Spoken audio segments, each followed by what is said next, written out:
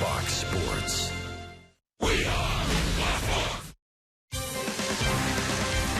Spring training 2013 from Jupiter, Florida, where the sun is out, the young and the old. When Jim Leyland was a manager for the Marlins, Mike Redmond was a backup catcher. Redmond about to make his Major League debut as a manager. The Tigers are in town.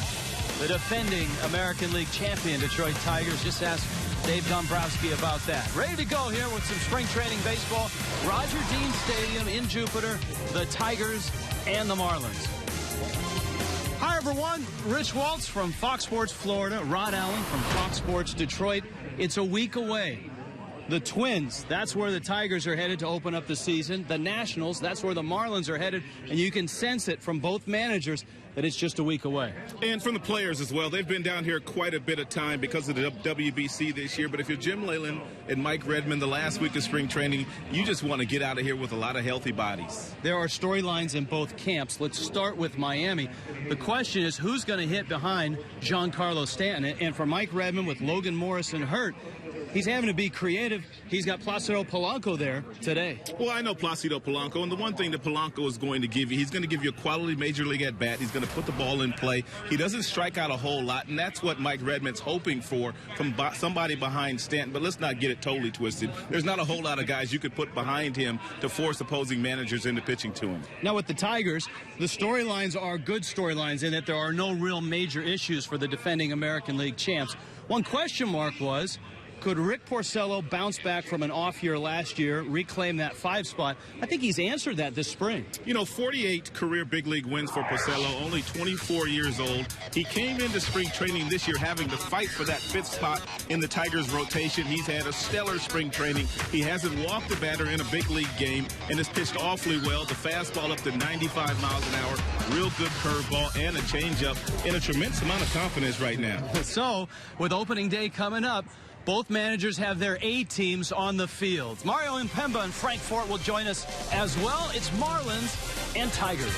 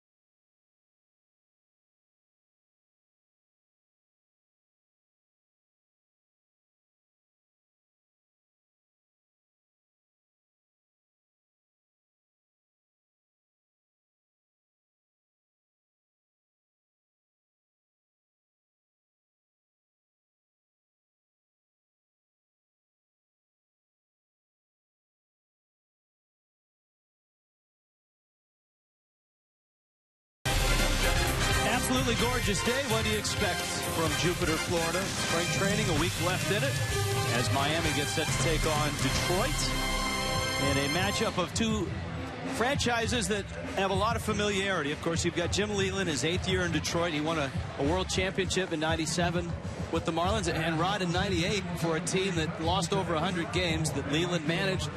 He had a backup catcher that got to the big leagues for the first time, and Mike Redmond is getting ready to make his debut in a week as a big league skipper. You know, I coached Mike Redmond in my very first year as a professional coach back in the Marlins organization in '93, and you could tell at that point in time how smart he was, and I had a feeling that sooner or later he would be a big league skipper. The Tigers, of course, the defending American League champs. The Marlins in a year with a lot of youth. And here's the Tigers order. Both managers putting good ball clubs out there. Austin Jackson off a breakout year. Torrey Hunter, a new Tiger. The Triple Crown winner and a former Marlin, Miguel Cabrera. Great story. And Matt Tuiasosopo, he's in left. Johnny Peralta at short. Omar Infante, former Marlin, at second. Alex Avila is the catcher. Brian Pena plays first. And Kevin Russo is out in right. And Wade LeBlanc trying to nail down a spot in the Marlins rotation. He's not going to overpower you with his fastball anywhere from 88 to 91 miles an hour. He strikes out a few down here in spring training, doesn't walk a whole lot. That's exactly what he'll need to be during the regular season. Lots of strikes and keep hitters off balance. He has an outstanding changeup. LeBlanc, who was in and out of the Marlins rotation and was very good out of the bullpen last year, a starter in his days with the Padres. As Austin Jackson stands in, and we're ready to go from Jupiter, Florida. And a fastball that misses away from LeBlanc. And, of course, Jackson, a breakout year last year. A year in which he hit 300.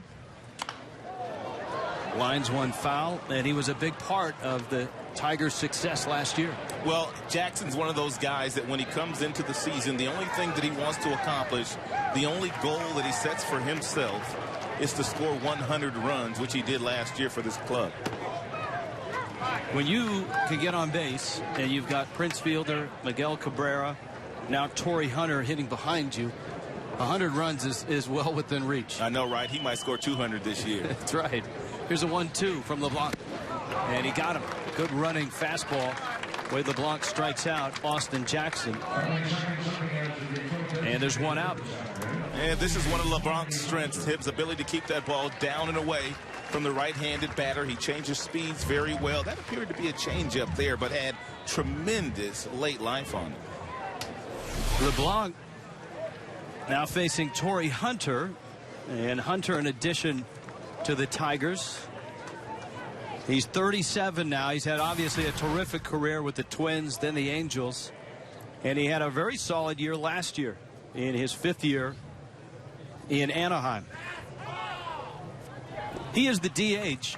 The Tigers are playing with a DH in this ball game. The Marlins are playing with LeBlanc hitting 9th in the lineup. And a liner down the right field line. That's a base hit. Stanton's going to have to venture into the corner. And Torrey Hunter is in with a double. That is something that Torrey Hunter does very well these days. When he came up with the Minnesota Twins, he was a power hitter, but now batting second, going up against LeBlanc. He knew LeBlanc wasn't going to give him anything inside. Therefore, Torrey just kind of took what LeBlanc gave him, and that was the double the opposite way. It's a really nice piece of hitting by Torrey. And so Hunter's in scoring position, and now Miguel Cabrera will stand in. And, of course, everybody in baseball in awe of what Cabrera did last year. Winning the Triple Crown, winning the MVP. Then Miggy, a solid spring already with 4 home runs.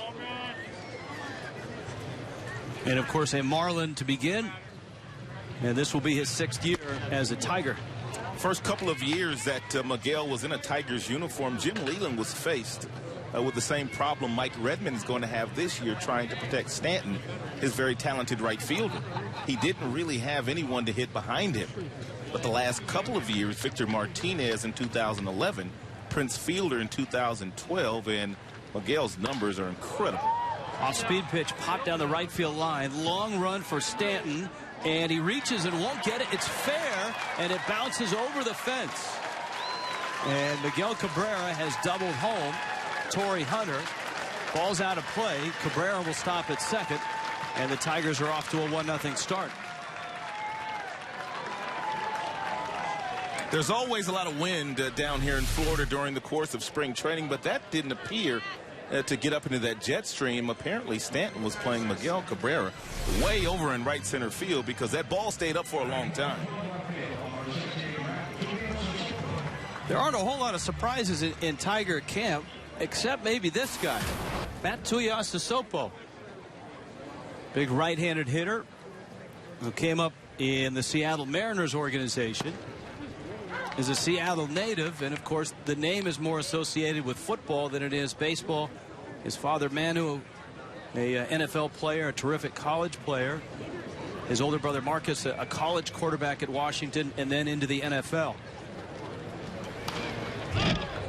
One of the few decisions that Jim Leland had to make this year was to decide whether they had a right-handed bat in their organization to complement Andy Dirks, who's going to be the starting left fielder. But Jim feels like Dirks at his best if you give him about 400 at-bats, and he wanted a right-handed bat to give the other 200 at-bats to. And it looks like Tuiasosopo has won that job. He's had a terrific spring. LeBlanc with a count 0-2. And Tuiasosopo sprays it out to second. That's Wilson Valdez out there, and he flips over to first to get the out. Cabrera will stop at third. There are 2 outs. Here comes Johnny Peralta. Here comes the defense for Miami. Placido Polanco at third base. Danny Echevarria is at short. Wilson Alvarez just picked up, just signed out of the Giants camp, is at second. Casey Kochman at first. In the outfield, Chris Coughlin's had a very good spring. Justin Ruggiano getting back from the back injury. Giancarlo Stanton is in right, and a former Tiger farmhand, Rob Brantley, behind home plate. And here is Peralta with Cabrera at third base. And LeBlanc throws strike one. Already about 5-6 batters into the game. If you're the Tigers hitters, you need to have an understanding that LeBlanc's not really going to give you anything on the inner third of the plate. Therefore, you can give that part of the plate up. Think about driving the ball up the middle. Think about driving the ball the opposite way. LeBlanc has had a good spring until his last start. And in that start against Washington, he gave up 6 runs in 5 innings, and he was up. And in talking to him today before the ballgame, that's the one thing that he's focused on today, is getting back down, living not only at the knees, but just below the knees. And him having that really good changeup should enable him into getting the ball down in the strike zone, because you really have to pull that pitch down. And he's down there to Peralta, the slick fielding shortstop.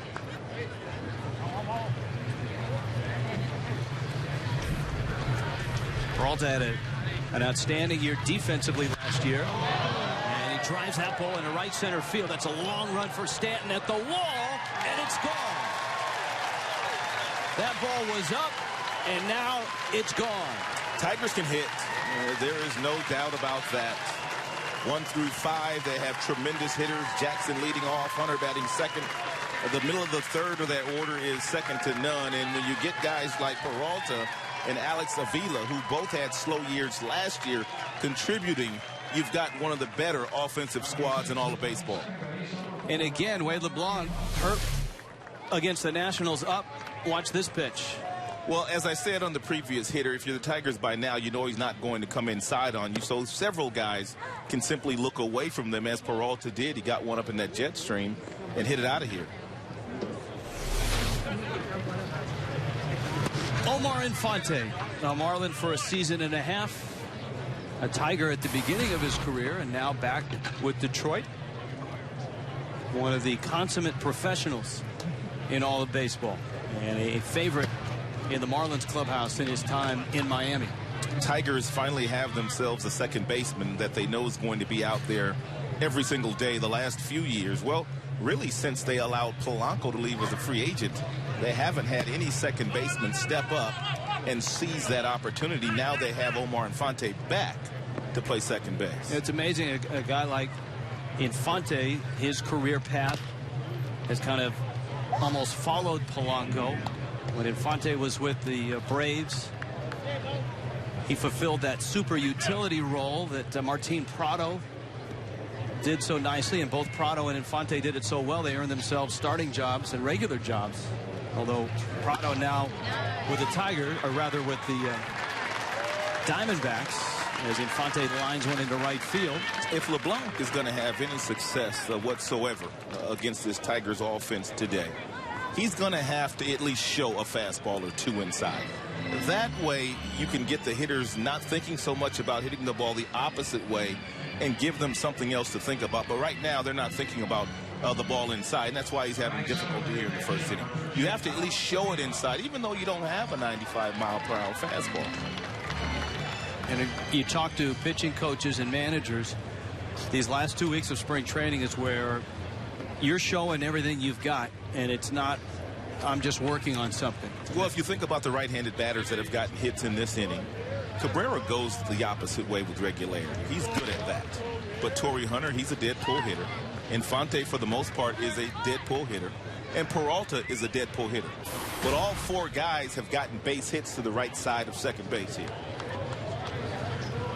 That'll put a smile on Lloyd McClendon's face. He'll be smiling a lot this year. The hitting coach for the Tigers. That's similar to a spot that Leo Mazzoni was in when he was the pitching coach for the Braves when they had the big three. Just run them out there and don't mess them up. That's right. Alex Avila, Tiger catcher, with Brian Pena on deck. 3 runs across for Detroit. Wade LeBlanc missing up. And as we noted, it was an issue in the Washington start, and right now it's a struggle against the Tigers. And the Marlins are really counting on LeBlanc. Mike Redmond's starting rotation is in flux right now. And some of that has to do with the struggles of the youngster Jacob Turner, who came with Rob Brantley in the trade between the Marlins and the Tigers last year. Turner scuffled again yesterday. He was slated to be in the rotation. Now they don't know if he's going to make the team or not. But he's only 21, and I think the Marlins will be cautious with him. Breaking ball is up, and Avila walks, and a long inning for LeBlanc gets even longer now. The 8th man to come to the plate is Brian Pena. 28 pitches. Chuck Hernandez, the pitching coach for the Fish, is out to talk to the lefty. But while the Tigers rotation is set, and we'll see Rick Porcello eventually here, the Marlins know that Ricky Nolasco is going to be their opening day starter. They know that Nathan Eovaldi has thrown well. From that point down the line, it's there are some questions, and some big ones. I think that Mike Redmond knew that when he took the job this offseason with the trade that occurred where they traded all the players basically to the Toronto Blue Jays, and in addition to the deals that they made last season at the trade deadline, he knew he was going to have a pretty young staff, and they were going to be looking for a lot of just healthy bodies to fill out the big league roster. Kevin Slowey has had a great spring. He's certainly a candidate to fill one of those spots. Brian Pena at the plate. Tigers at first and second. Infante at second. Avila's at first. And LeBlanc is up again, and that pitch is fouled back and out of play.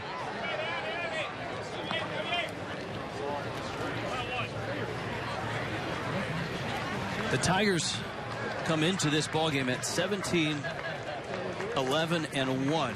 And in spring trading, when you run out of pitching, you take a tie, get on the bus, and that's that. The Marlins have 2 ties this spring. They're 11 and 14. Jim Leland has gone on record to say that there are 3 things that he likes to accomplish once he gets to spring training. He wants to play right around 500 baseball because he doesn't want the fans of Detroit to get too excited. He wants the team to play good baseball and his players to work hard. And he also wants to get a really good look at a lot of the young talent. And he's been able to do all of that this spring. Another ball to right field. Stanton is there. And Giancarlo reaches up and makes a catch on the track. 8 Tigers come to the plate. 3 of them score. Johnny Peralta with a 2-run shot. Opposite field. And it's 3-0.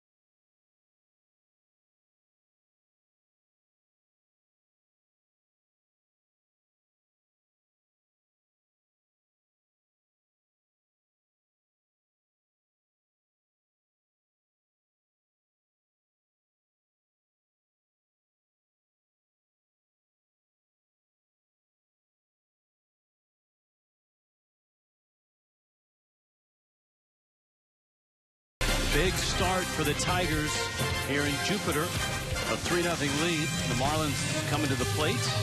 Johnny Peralta with a 2-run homer to right center field. Marlins line up this way. Newly acquired Wilson Valdez in the leadoff spot. Chris Coughlin's had a very good camp. Giancarlo Stanton is in right field. It's Placido Polanco hitting cleanup. Rob Brantley is swinging the bat well. Justin Ruggiano coming off a bit of a back injury.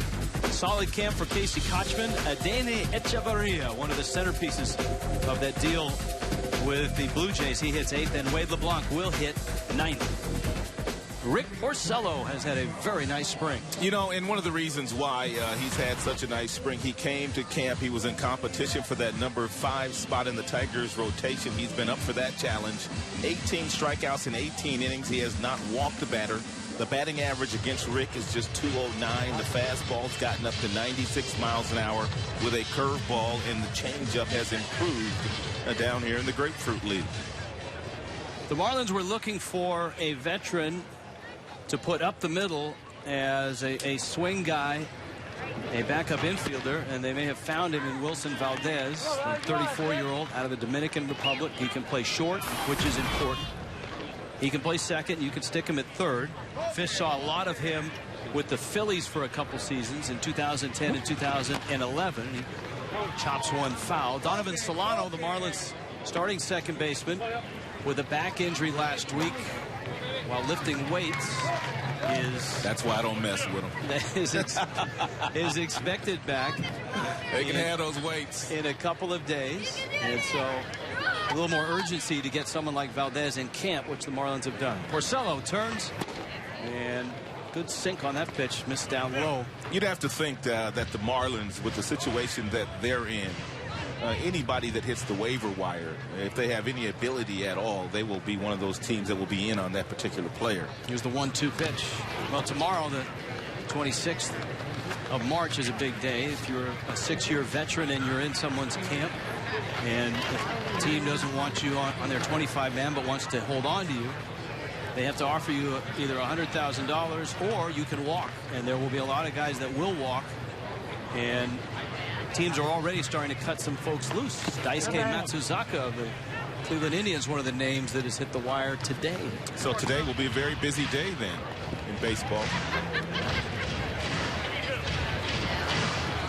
Valdez, Chris Coughlin, Giancarlo Stanton against Porcello, who's still only 24 and has already logged 4 years in the big leagues. Valdez rolls it out to short. Peralta on to first in time. Here come the Tigers defensively. And let's take a look at Jim Leland's defensive alignment this afternoon. Tuiasa Sopo is in left field and looks like he might make this club this year. Jackson in center. Russo is in right. The infield left to right reads Cabrera, Peralta, Infante, and Brian Pena. Tigers backup catcher getting some at-bats today. And Alex Avila is catching for the second consecutive day. Chris Coughlin now against Rick Porcello, and this has been a real bright spot for Miami in the spring, is the reemergence of the National League Rookie of the Year back in 2009, Chris Coughlin. You see his spring numbers.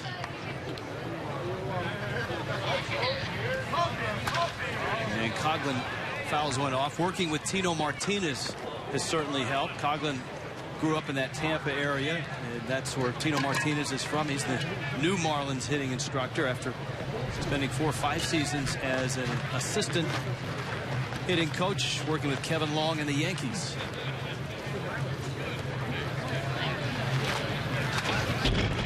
There was a lot of guys out there that really had no aspirations of coaching at the major league level, but when asked by Mike Redmond to come back and help him rebuild what they have in Florida, there are a lot of guys that said, you know what, I'll come do that for you. And Martinez is one of those guys. And Tino is the perfect type of guy for Coughlin, who is a gap-to-gap hitter, a line drive hitter. Good off-speed pitch, and Porcello strikes out Coughlin. That's one of the pitches that Porcello has been throwing down here with a lot of confidence, and that's the changeup. Fastball, curveball, changeup, really good arm speed. He comes out of the same window as the fastball, and it looks like Porcello is going to have a big year. I mean, big year. I don't think there's any question that he's in the starting rotation. 10-12 last year. His ERA around 4.5. And here is Giancarlo Stanton. He gave up 226 hits last year. Most in the American League. And for him, his stuff is so much better than that. And that's just one of the things that they wanted to build on this spring. Both sides of the plate with the fastball, the sinker ball, the curveball, the changeup. And he's done that, also pitching a little bit more aggressively inside. Stan's had a very good spring, and it's really helped him, having played in the World Baseball Classic for Team USA. His 2 previous springs have been injury-filled, and he didn't get a lot of game action, and it showed with slow starts in April. And the Marlins are hopeful that that obviously is not the case this April, because he is in game shape right now. And Stan swings and misses. There's only a couple of guys that I would pay to watch take batting practice, and Stanton is one of those guys. He was hitting balls so far today that it wasn't even funny. Tremendous power. To be a real test for him this year. Here's the 2-2. Fastball up. He has shown the ability to combine power with patience.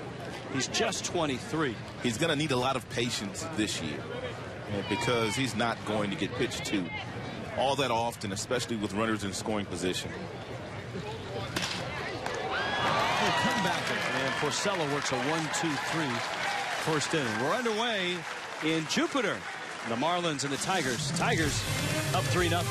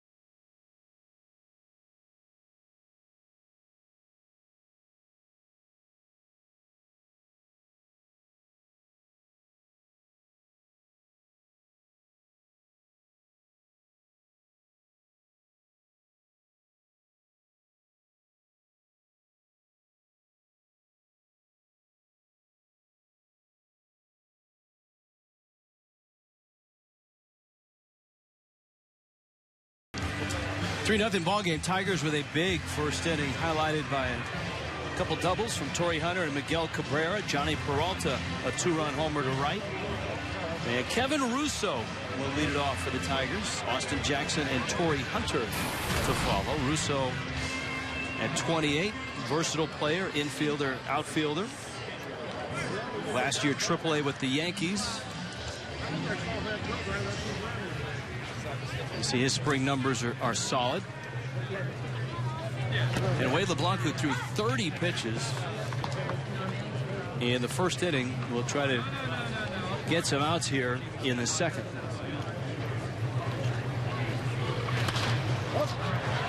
Popped up. Kochman.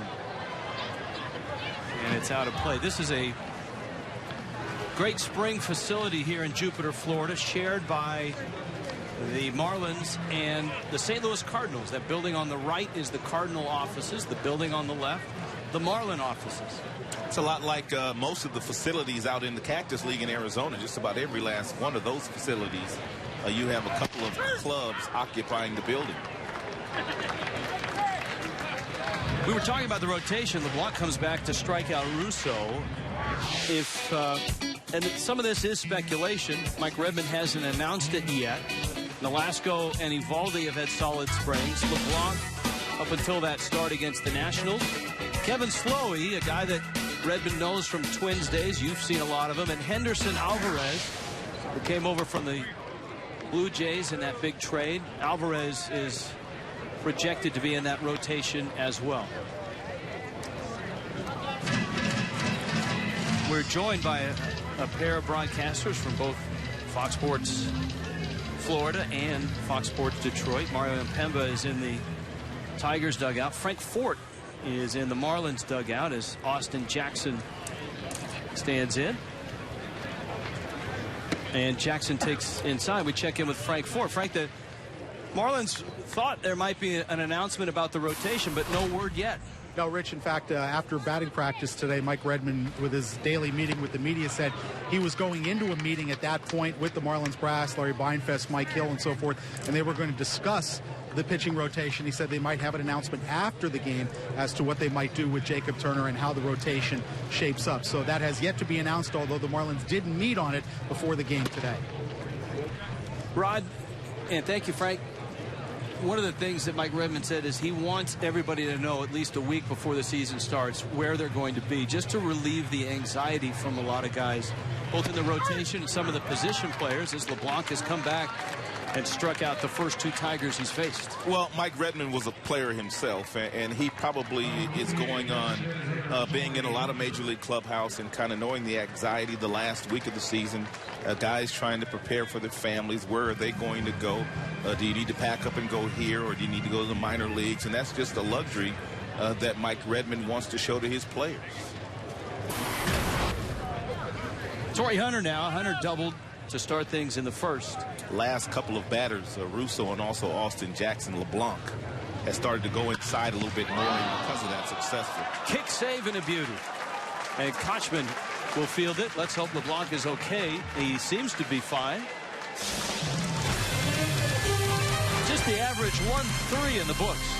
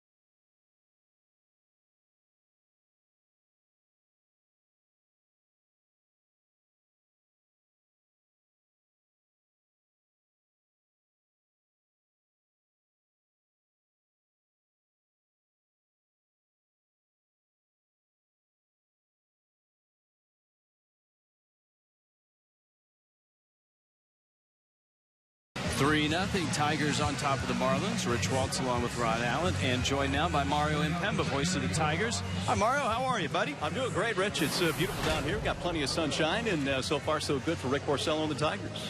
And Rick Porcello working on a couple of things. Not only is he trying to nail down that number 5 spot, which he looks like, he's changed his repertoire a little bit, hasn't he? That he has. You know, Rick came into spring training a little bit upset with the consistency he had with his breaking ball last year. He threw a slider and a curveball, and he decided, let's simplify things. So he basically now just throws a curveball.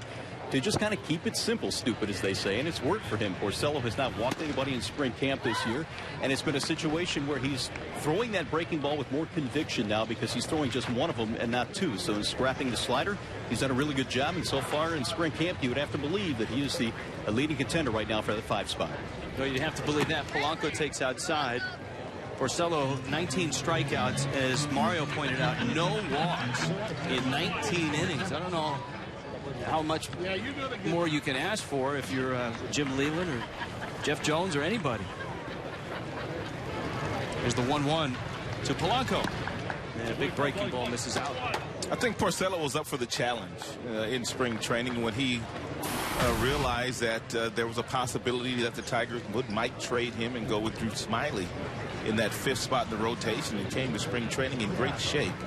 And he has been one of their more consistent starters down here. He's always had a good sinker ball, anywhere from 89 to 91 miles an hour, but the last couple of years the velocity has increased. He's gotten up to 95. As a matter of fact, Alex Avila told me that now he wants Porcello to tell him when he's throwing a 2-seam fastball or a 4-seam fastball, because now the velocity's gone up so much with the 4-seamer. He needs to know when it's coming. 2-2 on Polanco. And Polanco, that's a fair ball, sneaks it down the line into the Miami bullpen, and it rolls into the corner. Tuiasa Sopo came up as a shortstop, so he moves well.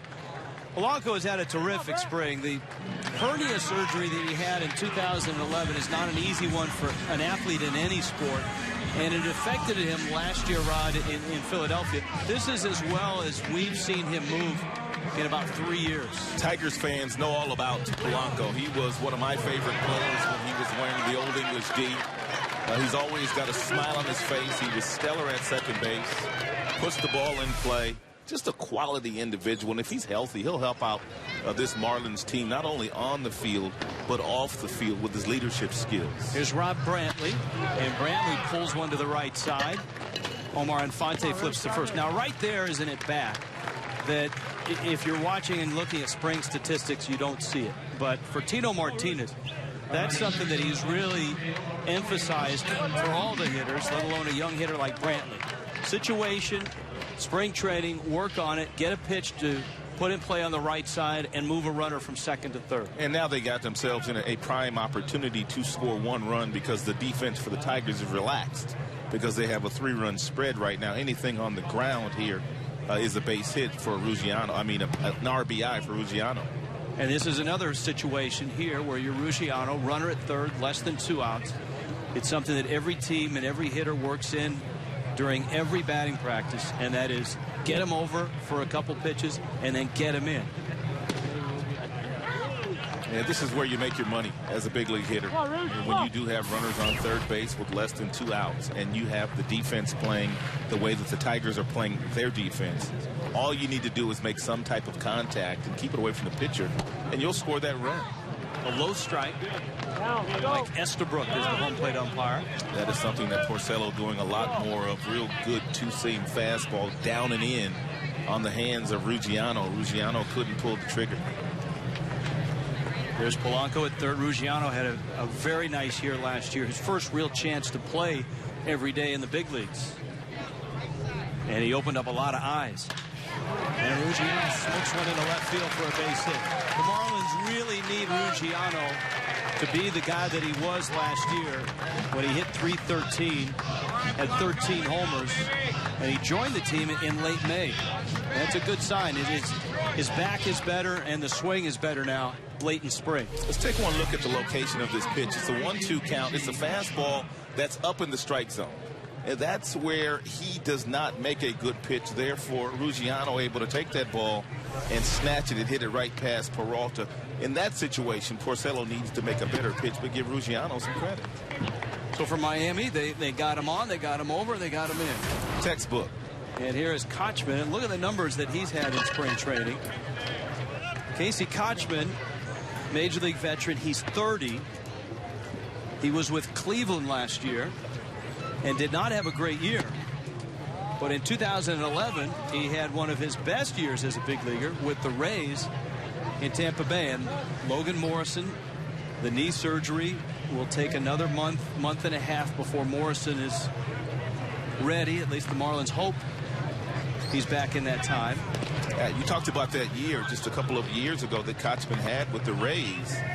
And it looked like he was going to go back to play with them in 2012, but Joe Madden wanted Carlos Pena. And Pena signed to play with the Rays in 2012 and really didn't do all that well, and Kochman had to find another job. Well, and Kochman, if he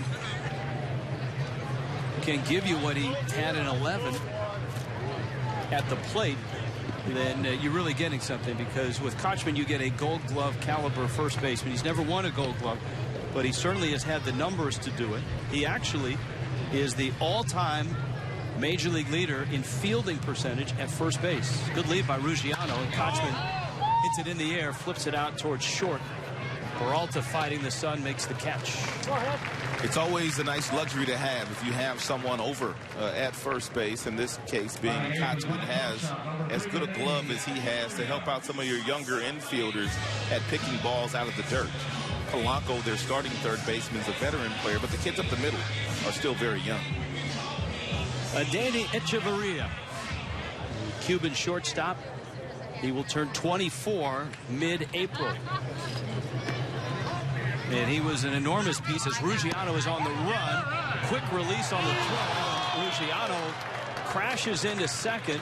Infante is down, and let's hope Omar is okay. Two former teammates out there at second base. Good jump.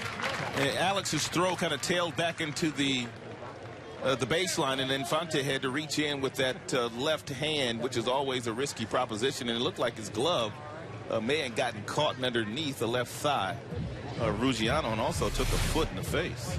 That's the real fear for all 30 managers right now in this last week, Rod, is you want game conditions, Major League game conditions. You've got your A team out there, but the last thing you want to have happen is an injury that'll take someone out for a month or so. Ain't no question about that. Pitch was a ball. It was a quick release, and you could see the foot there, that last little. But Infante's tough. He's back up, and Echeverria with a 1-0 count takes a strike. Now, you've seen Echeverria. He was with the Blue Jays briefly last year, and he was one of the big pieces, if not the big piece, coming from Toronto to Miami in that large trade.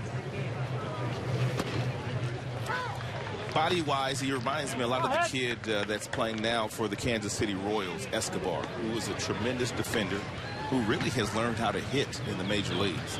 And that's the same thing Echeverria is going through right now. Real good defender, but his bat, they're hoping comes. I was around a lot of scouts in Japan, and the Cuban national team was over there as well. So many of the scouts had seen Echeverria at a younger age and even seen him obviously through the minor leagues. And those scouts really believe that he will hit. And the glove is obviously already there. That's not an issue. 1-2. He fouled it off his foot. And he'll find himself in that 7 or the 8 spot you would expect in Miami's lineup this year. The Marlins can afford to be patient with him at the plate, especially if he's giving them the type of defense that he's capable of.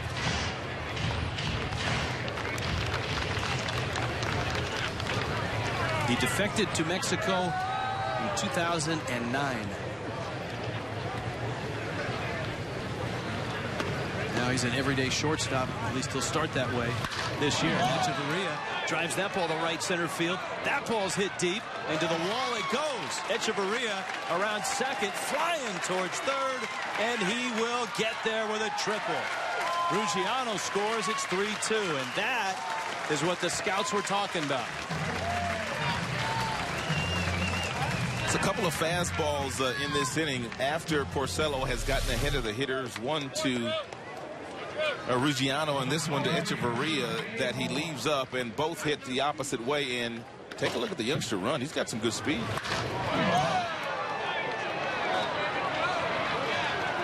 He is an exciting player. any scouting report you get on him, whether it's defense or offense, that word generally seeps out.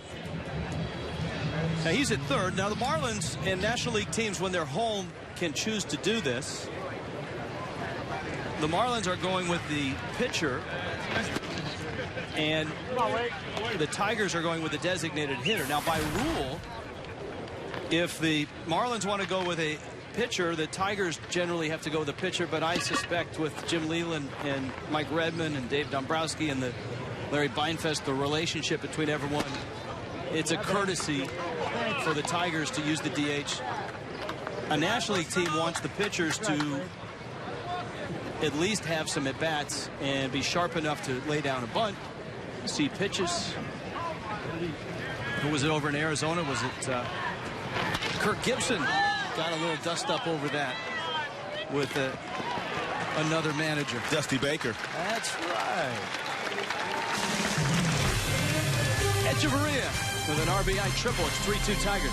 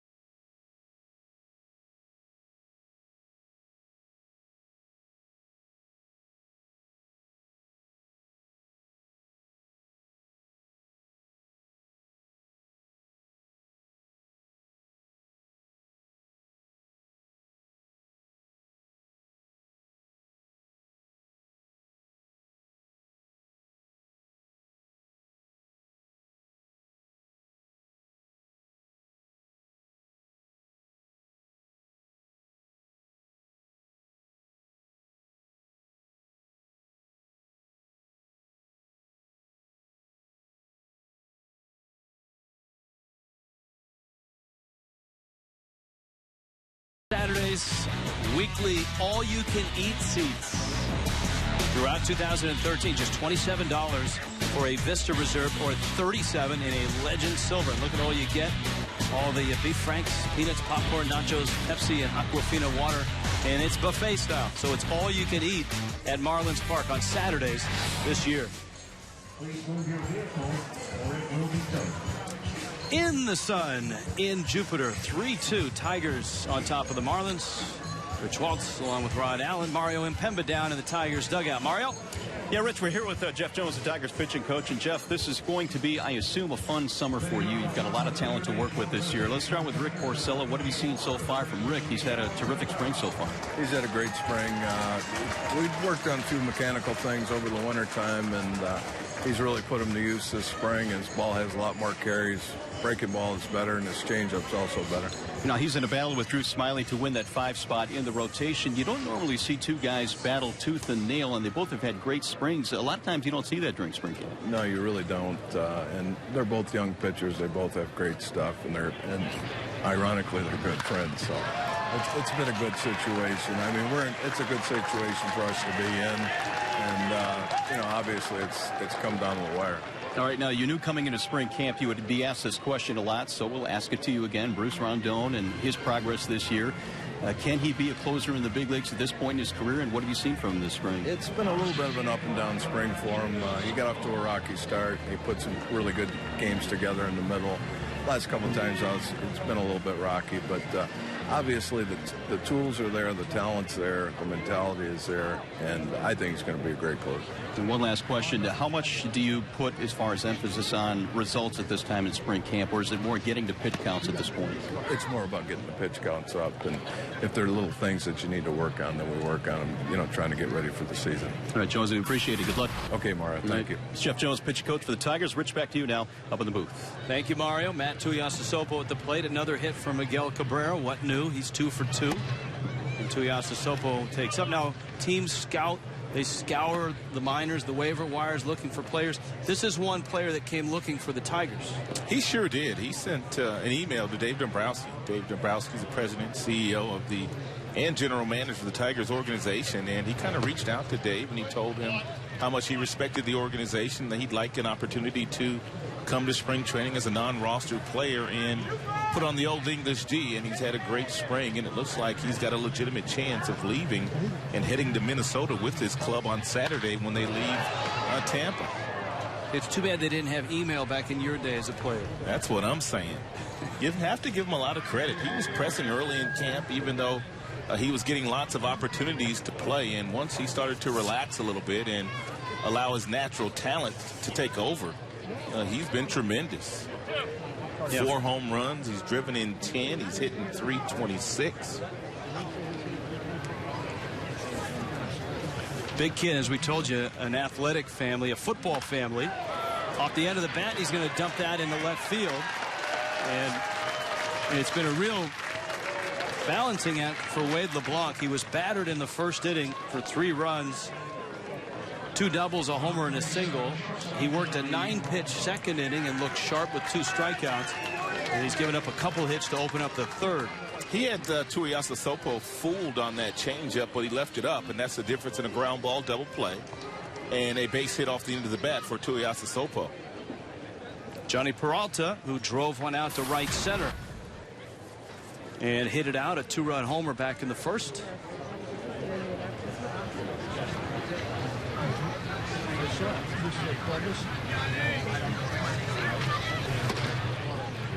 In case you just joined us. Yeah, Johnny Peralta took a fastball that was up and out over the plate and drilled it to right center field, about 390 feet from home plate.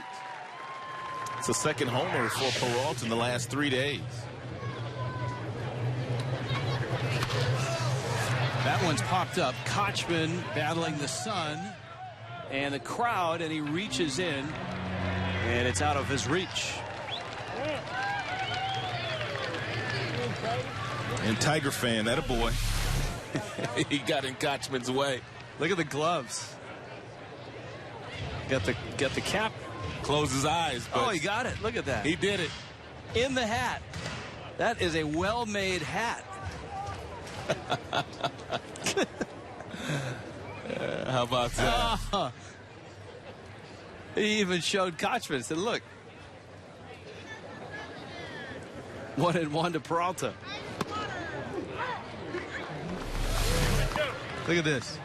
He showed the umpire.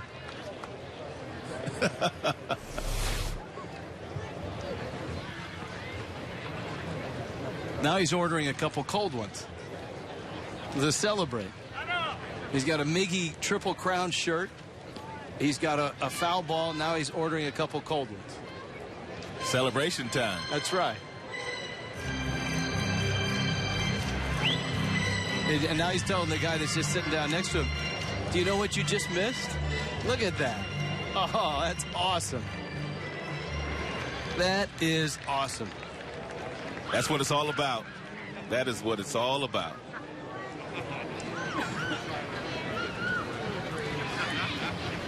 One, two. Ruggiano. That ball sounded better than it came off the bat. And Peralta flies out to center. There's an out, and here comes Infante. News around baseball. Everyone wanted to know where Kyle Loesch was going to land. And John Palmarosi on FoxSports.com is reporting that Loesch has agreed to a 3-year, $33 million contract with the Milwaukee Brewers. I had a feeling that the Brewers were going to pull the trigger on Loesch. I know Doug Melvin, boy, he was calling Dave Dombrowski with regularity trying to pry Rick Porcello away from the Tigers, and you knew it was a matter of time before Loesch found a home with those numbers that he was able to post last year. No announcement from the Brewers is expected until after Loesch undergoes the physical exam. 16-3 with the Cardinals last year with a 2.86 ERA. And Infante swings and misses. Awkward looking swing here by Infante. Fonte appeared to be looking for the fastball or the breaking ball and got the fastball and couldn't hold up on it, even though the ball was up and out of the strike zone. 12th big league season coming up for Infante.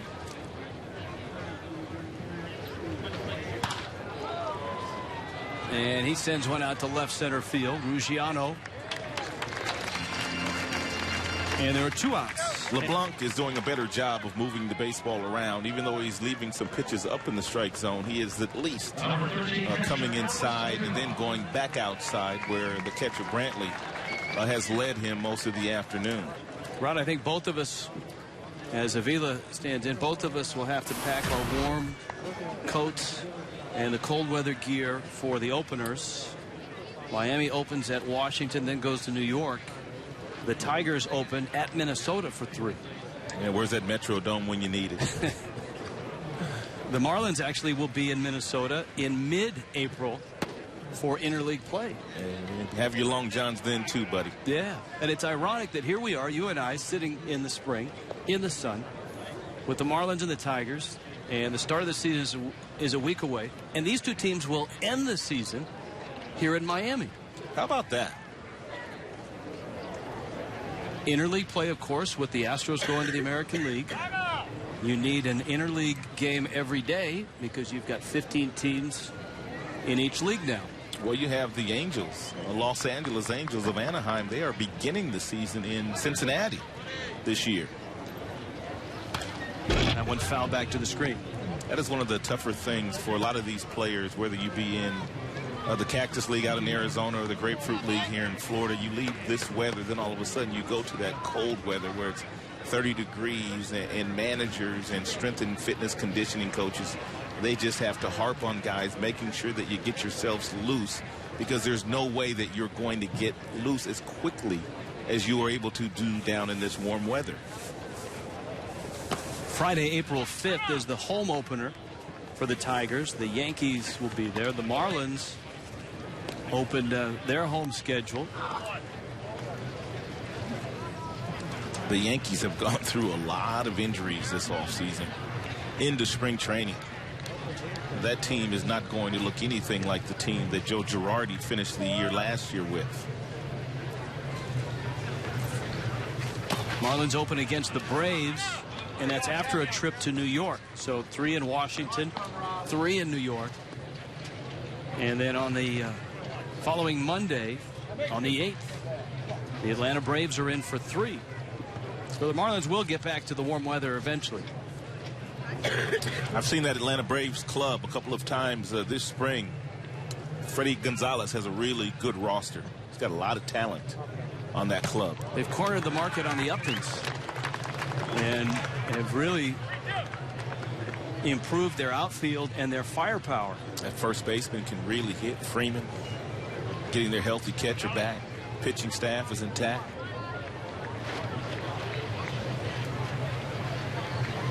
Full count. Cabrera and Tuiasosopo out there. Echeverria can't get it. It's off his glove. Cabrera's coming home, and he's going to score. And Alex Avila drives in the 4th run for the Tigers. On a well-struck ball in the hole at short. That is the 12th run that Avila has driven in this spring, and the Tigers are hoping this will continue into the regular season. Echeverria, for whatever reason, was really playing Avila up the middle. Therefore, what should have been a routine ground out, a routine force out, turns into a base hit and an RBI.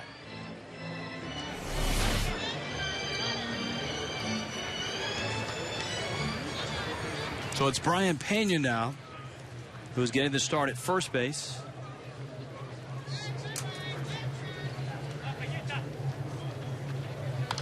And he fouls it back to the screen. The Tigers lineup filled with regulars, though absent Prince Fielder, Victor Martinez. The Marlins lineup has a lot of their regulars in there. Juan Pierre getting the day off.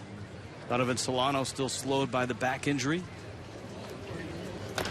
Change up and a chopper to third. Polanco gets to the bag. The Tigers get another run. To the bottom of the third we go in Jupiter, 4-2.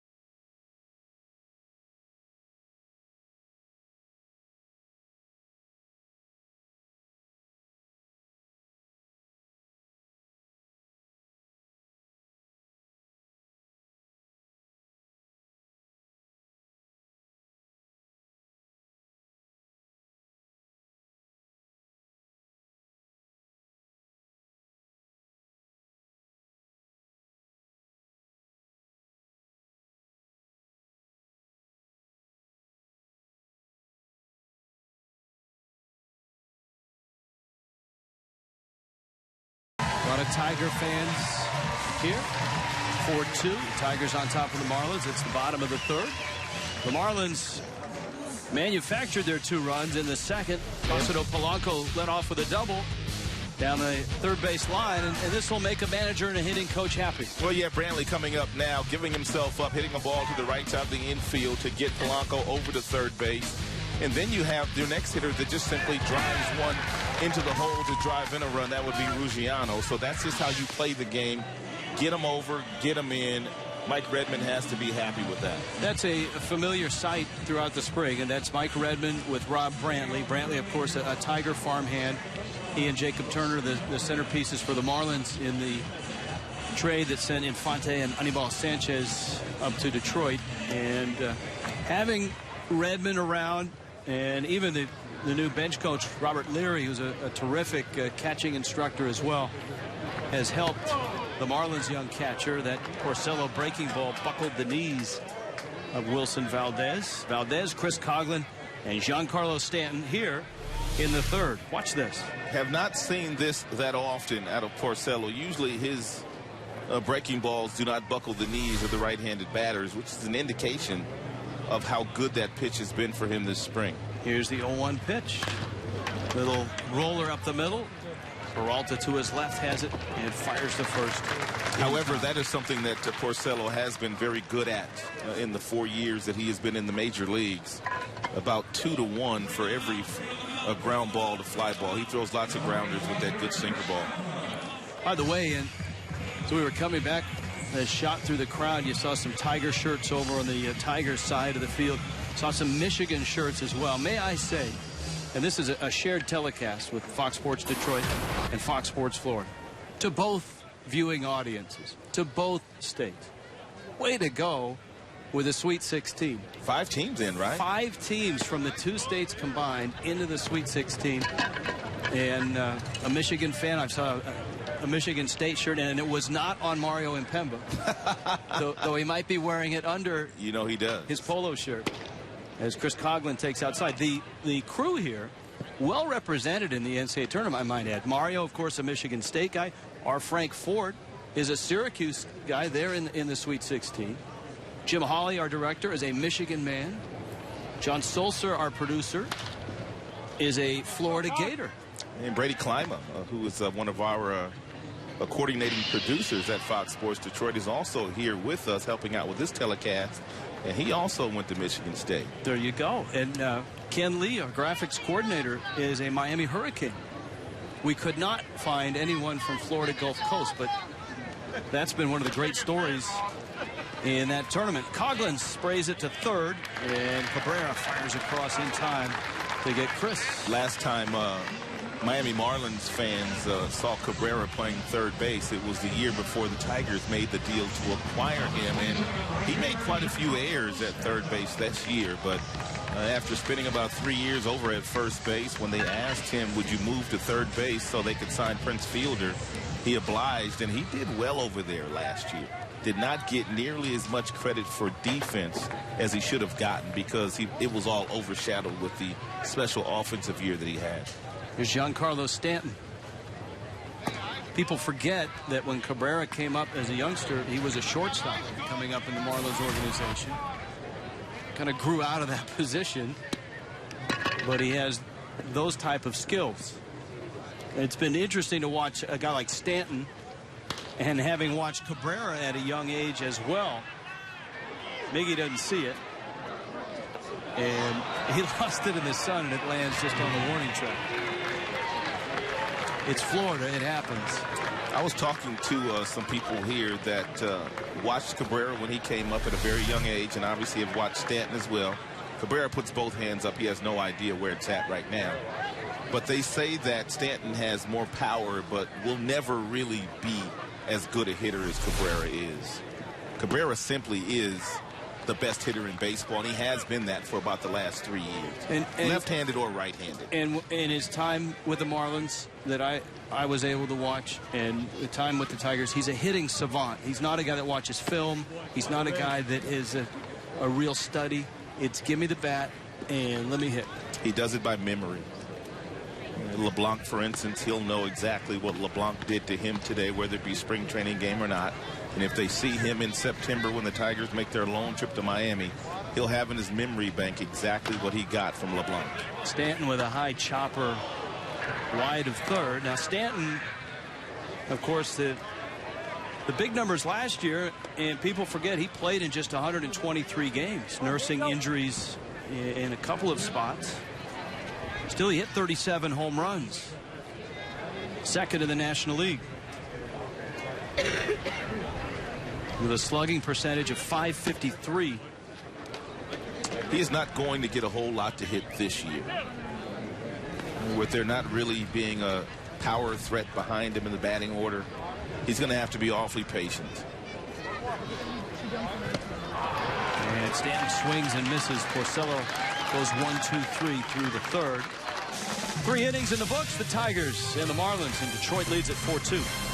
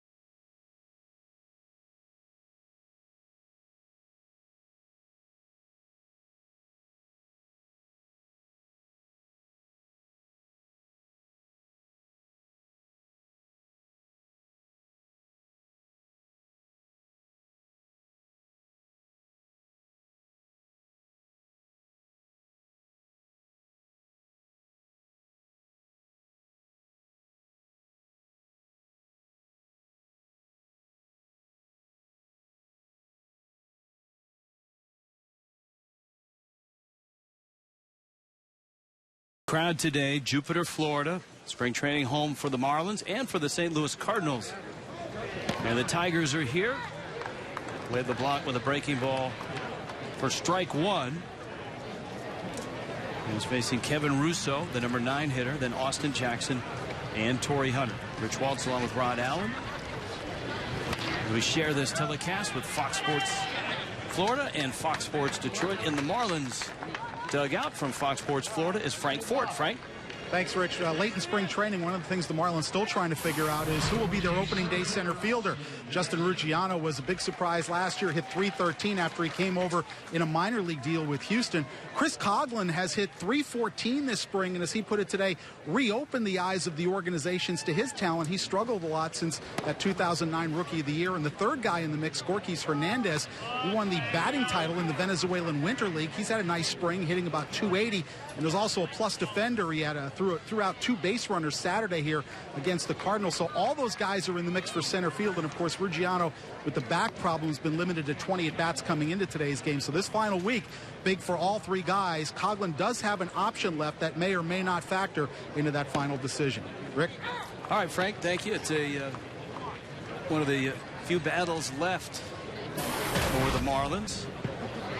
That utility infielder spot is open, and possibly backup catcher.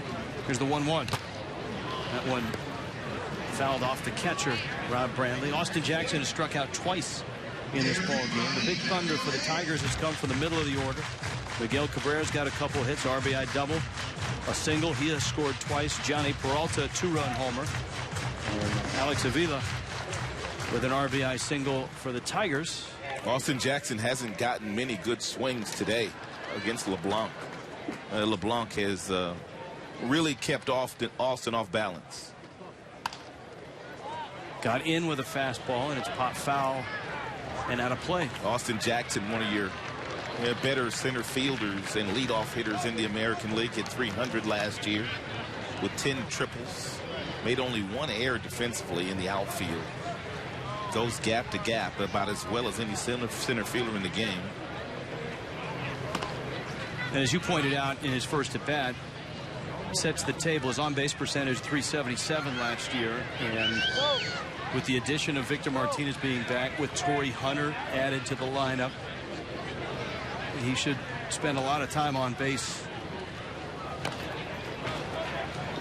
And the one thing that Austin wants to do this year that he really didn't do last year, and that's to steal more bases. Only 12 steals last year for Austin. He has the speed to steal a lot more than that, but a lot of times Jim Leland puts the red light on when he is on base because of all the guys you mentioned in the batting order. It's a luxury to have that speed. You're right. Do you want him running when Cabrera's at the plate to open up first? Do you want him moving when Fielder is up with the first baseman holding the runner?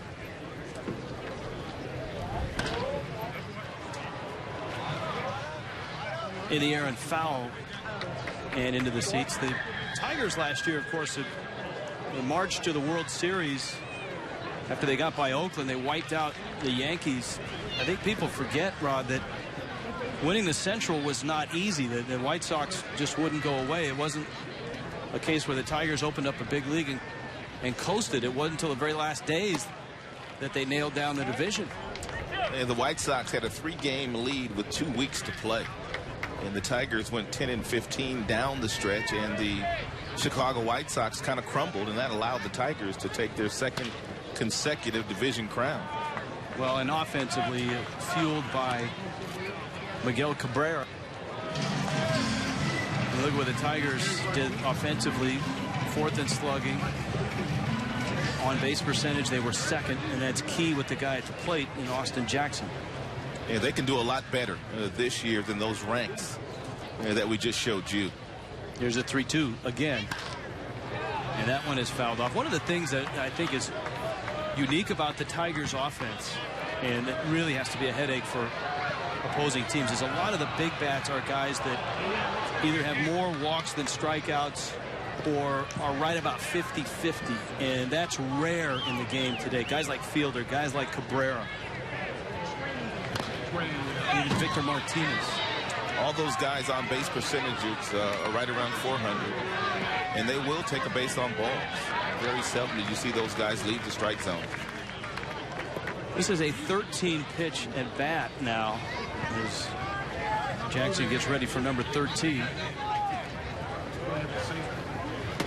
And LeBlanc finally gets him. Austin Jackson has struck out 3 times in the ball game, twice looking. And LeBlanc's day, Rod, has been one good inning followed by one not so good inning, and this appears to be one of the good ones. Yeah, that last fastball located beautifully after 13 prior pitches to Austin Jackson. He comes back and hits that fastball on the outside corner. Here is Hunter, who supplies a lot of things for the Tigers this year, as well as a potent bat. He may not have the range he once had, but certainly one of the more dynamic defenders in his prime. So a guy that Austin Jackson can lean on an awful lot this year. 14 assists from that right field position last year. And there's no doubt that Torrey, with all of his experience, will help out a guy like Austin Jackson. But Al Kaline, he is in spring training every single day with this Tigers team, and there's no doubt he's had a huge influence on Austin Jackson and all the outfielders in their brief playing careers that they've been in the Tigers uniform. That is one of the great things about spring training, is for clubs to be able to bring back guys like Kaline. The Marlins are able to, during the course of a regular season, to have Tony Perez, Andre Dawson, Jeff Conine, all around the ball club. Here's the 1-2. Hunter with a good extension reaches out and fouls that off. And Torrey had a tremendous year last year playing for the Los Angeles Angels, hitting second behind the phenom Mike Trout. And Trout, with all his speed and the stolen bases that he had, And got Torrey a lot of fastballs to feast on. Well, the hope is that Jackson will do that for him here. Polanco shoots across the infield and throws out Hunter, and LeBlanc goes 1-2-3 in the fourth. Bottom of the fourth coming up in Jupiter, 4-2 Tigers.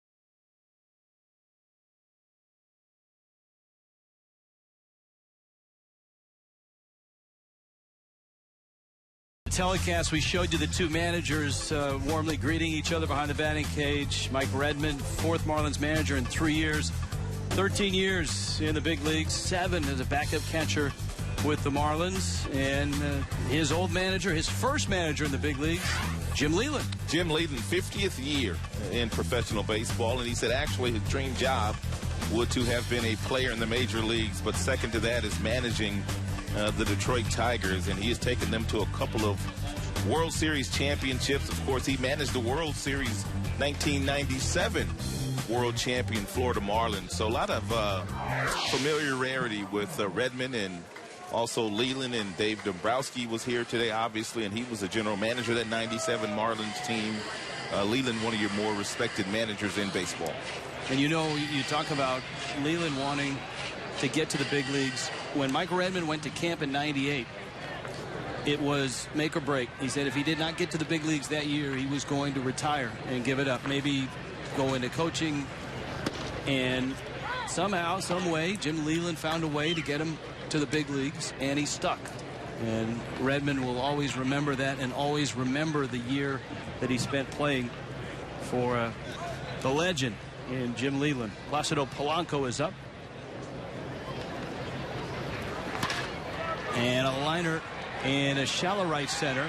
Over there is Russo, and he makes the catch. Let's check in with Mario Impemba. Mario? Yeah, Rich, we've got the hitting coach of the Detroit Tigers, Lloyd McClendon. And Lloyd, I know you're really excited about this coming season. And why not? With the offense you guys will roll out every single night. The one thing that strikes me, aside from the massive power you have in the middle of the lineup, really is a lot of balance as well. Well, we do. I really think, you know, Torrey Hunter being hitting in the second spot for us, it gives us a lot of balance, a lot of things that we can do in that position. And then having Infante down in the order really gives us another leadoff hitter at the bottom end of that order. So I think we're pretty balanced. Talk about Austin Jackson. He's going to lead off this year and really set the table for the guys in the middle of the lineup. It looked like Austin took some steps last year to cut down the strikeouts. Power was up a little bit. What do you expect this year? Well, I really expect Austin to continue to mature. You know, he's in a good place right now with his stride, with his swing. He knows the league a little better. And as he continues to mature, the numbers will just get better and better. Victor Martinez returns to the lineup this year, and I think he can do for Prince Fielder what Prince did for Miguel Cabrera last year in the lineup. Well, absolutely. There's no question about it. He's probably, in my career, probably the best two-strike hitter I've ever seen in the game, particularly with runners in scoring position. This guy's phenomenal. So he definitely gives Prince that protection in that lineup. One of the guys that has surprised a little bit in camp this year is Matt Tuiasosopo. For the fans that haven't seen him, what can they expect from Tuiasosopo? Well, you know, he's a guy from the right side that provides some pop. He's a very interesting guy. You know, he continues to impress this spring. And we'll see how things progress the rest of the spring, but I think he has a chance to be a pretty good-looking player. All right, Lloyd, appreciate it. Thanks very much. Okay, you bet. All right, Rich, back to you. All right, thank you, Mario. Lloyd McClendon will appreciate that swing from a former Tiger farmhand. Rob Brantley, who has had a great spring, had a very nice run with the Marlins when he joined the big leagues last year. drives one out to right field, and Brantley has drawn Miami within a run. It is now 4-3. Give him some credit, too. He went down at the bottom of the zone in a fastball count and got himself a changeup and was able to lift it out of here. Yeah, the Tigers knew that Brantley was an outstanding hitting prospect, and they knew that he would get better defensively. And as we were saying earlier, Mike Redmond, a former catcher himself, and their manager will really help Brantley along. And then there's another guy that Tino Martinez has really taken a liking to, and Brantley to Tino, a left-handed hitter himself. Brantley did not blink when the Marlins brought him to the big leagues last year, and he's had a very good spring, refining those catching skills, and he continues to pound the baseball. And even against lefties this spring, he's had a terrific run. So the future is bright behind the plate for Miami. Brantley will turn 24 in mid-July. So a 23-year-old left-handed hitting catcher with pop. You don't find too many of those very often. You do not. Ruggiano, a fly ball out to right. And Casey Kochman stands in. Kochman popped out his first time up. Pulls a ground ball off the diving Pena at first, and the throw is in time to get him. Nice job all the way around by Infante and also Porcello. Omar Infante can sure play it. Kochman robbed of a hit, but not Rob Brantley. He drove this one out of here, and it's 4-3.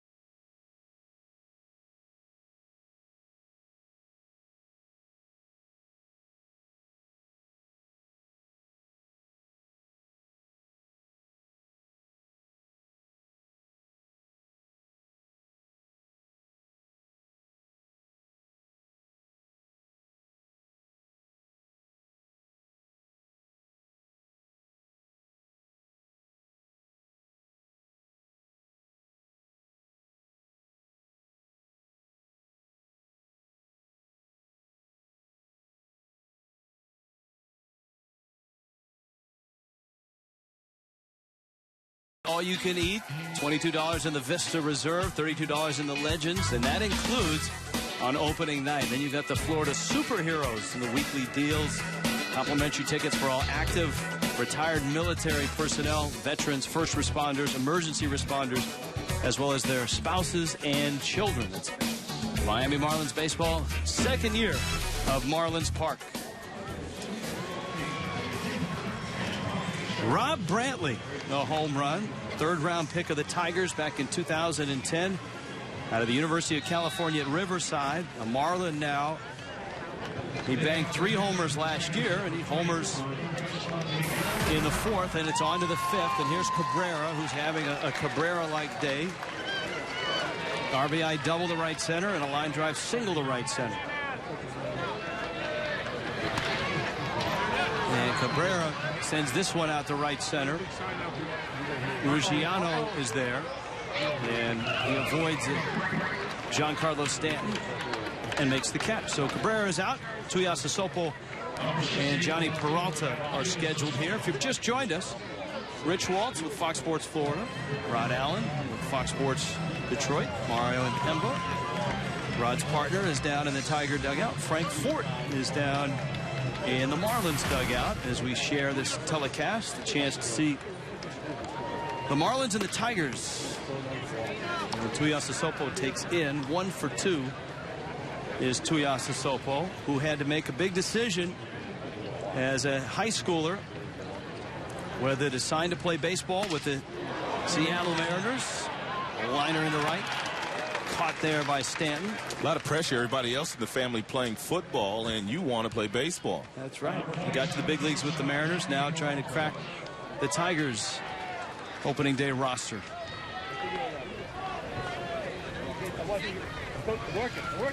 That guy had the same decision. Pete Carroll at USC offered as a corner wide receiver at his size, and that shows you what type of athlete Stanton is. Stanton wanted to play baseball. Marlins took him in the second round, and I think he made the right decision. He sure did. And for USC, and to offer him a scholarship, he must have been some kind of high school football player, though. Notre Dame High School in Sherman Oaks, California. A little roller up the line. Polanco plays it, fires across in time to get Peralta. And Wade LeBlanc has retired 7 straight. That was a 6-pitch inning in a 1-run game with the Tigers on top.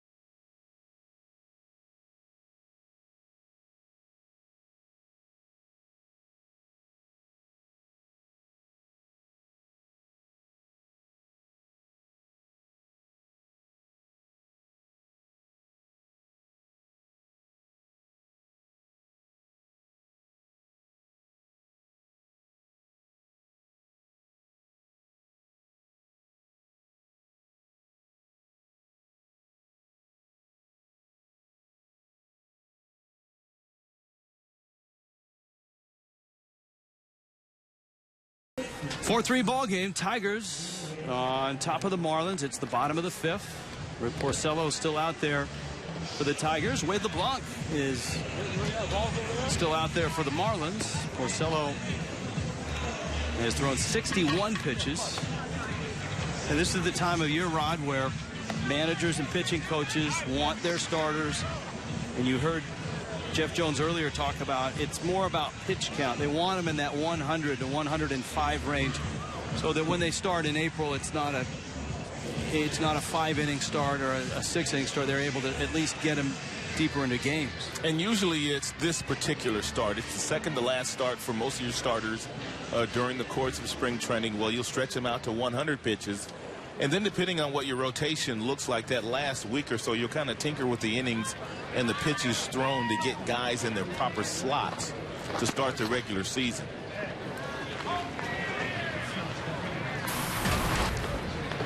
Adeiny Echeverria, RBI triple in the second. His only at bat. Echeverria takes a low strike, and it's 1-1. Echeverria last year in AAA for the Blue Jays in a great hitter's park in Las Vegas. Hit .312 with a .363 on base percentage. Used to love hitting in those Pacific Coast League ballparks. And back in the day, you had Las Vegas. Oh, hey. Of course, you had Phoenix and Tucson and Albuquerque. You're preaching to two guys who were there a lot, Mario and Pemba and myself. I was in Vegas, and Mario was in Tucson. And I can remember going into Tucson and seeing Mario, and they would start games in Tucson, and it would be over 100 degrees at night. I mean, it would be like 108 at game time at 7 o'clock. And the dirt was always hard because you couldn't water the field, and it was fast. No, you're right. Used to love hitting in the Pacific Coast League. Phoenix, Tucson, Las Vegas.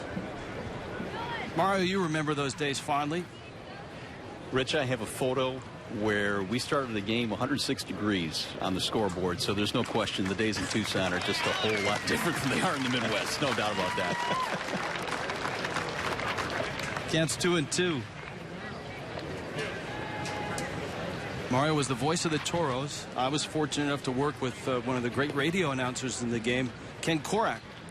Ken Korak. With the Las Vegas Stars. Ken now the radio voice of the Athletics, nice scoop at first base. Danny Worth in the game for Johnny Peralta, and that's one of the things that Danny Worth brings to the dance every single time he gets an opportunity. He's got a really good glove and a really good arm. And Brian Pena, he is not a first baseman by trade, but he does a very nice job of picking that ball out of the dirt for Danny Worth. Marlins are going to go to a pinch hitter right now. Jordan Brown will come to the plate, and he will hit for LeBlanc. So LeBlanc will come out of the game. Brown will hit after Echeverria bounces out. And Porcello misses outside.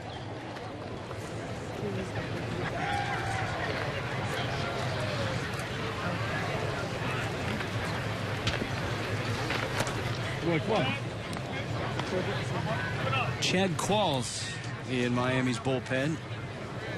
Spring training, you go into a ball game with a starter and usually 3 scheduled relievers, so guys know when they're going to work.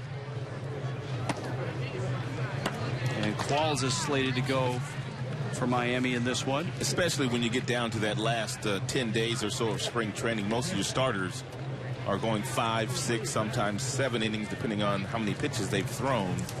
And then if you're Mike Redmond or if you're Jim Leland, there are some guys that you have to get ready that you know that are going to be on your big league roster, your relievers that you have to get ready for the regular season. But I'm sure Redmond's still looking at several players auditioning for his 25-man roster. Brown lines one down towards the Marlins bullpen. Most of the Tigers' decisions, I believe, have been made, although there is some question as to what they're going to do with a couple of those bullpen spots, whether one will go to Drew Smiley, who has been fighting with Rick Porcello for the 5th spot in the rotation, or do they decide to send Drew Smiley down to the minor league so he can continue to be a starting pitcher? It's quite a luxury to have, as well as Porcello has thrown this spring. We talked about the fact that he hasn't walked anybody yet. This is inning number 23 of the spring. This is really the first time he's ever been hit around in spring training. He's given up 3 runs today on 4 hits. High chopper. And Brown is out number 2. And Wilson Valdez coming up for Miami. And Fonte's still out there at second base. Jim Leland has not tipped his hand as to what his rotation will look like beyond Justin Verlander opening day. That's a pretty good place to start. There's no doubt about that. He is simply the best pitcher on the planet. I think a lot hinges on how he sets the remaining of his roster. The pitchers are concerned as who gets the ball on opening day at Comerica Park on that Friday. So that will probably go to either Doug Fister or Max Scherzer, and then you kind of have to sort out the other pieces. But, of course, the Minnesota Twins will get a great look at Verlander on opening day. And they'll get a heavy dose of Verlander during the course of the year because we play in that Central with the Minnesota Twins, and they've had a steady dose of Verlander over the years. Much like the Marlins, who open against Washington, will get a dose of Steven Strasburg to open the season, and then Gio Gonzalez right behind him. Counts 1 and 2. There are some that believe that that might be the best 1-2 combination in the game, Gonzalez and Strasburg. Fastball in, and Valdez fouls it off. And the Nationals, you talked about the Braves adding pop with the Uptons. The Nationals have added to their arms with Dan Herron and Rafael Soriano to what already was a very good bullpen. 1-2, a little roller to third. That's Kevin Russo over there this inning, and he throws out Valdez.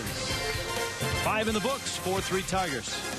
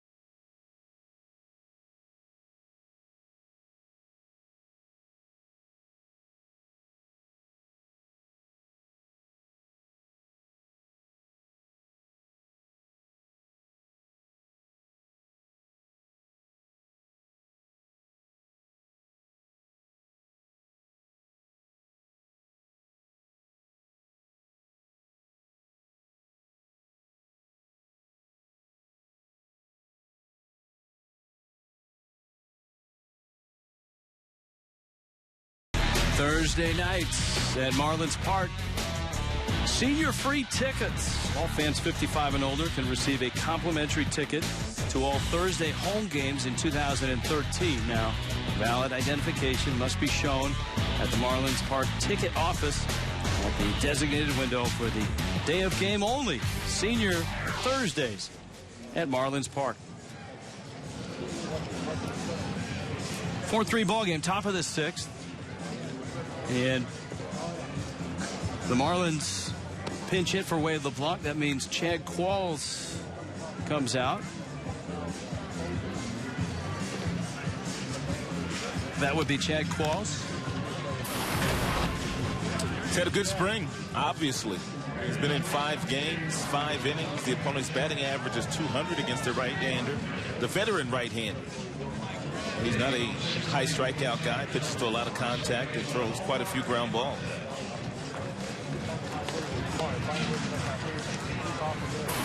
Qualls will see Omar Infante,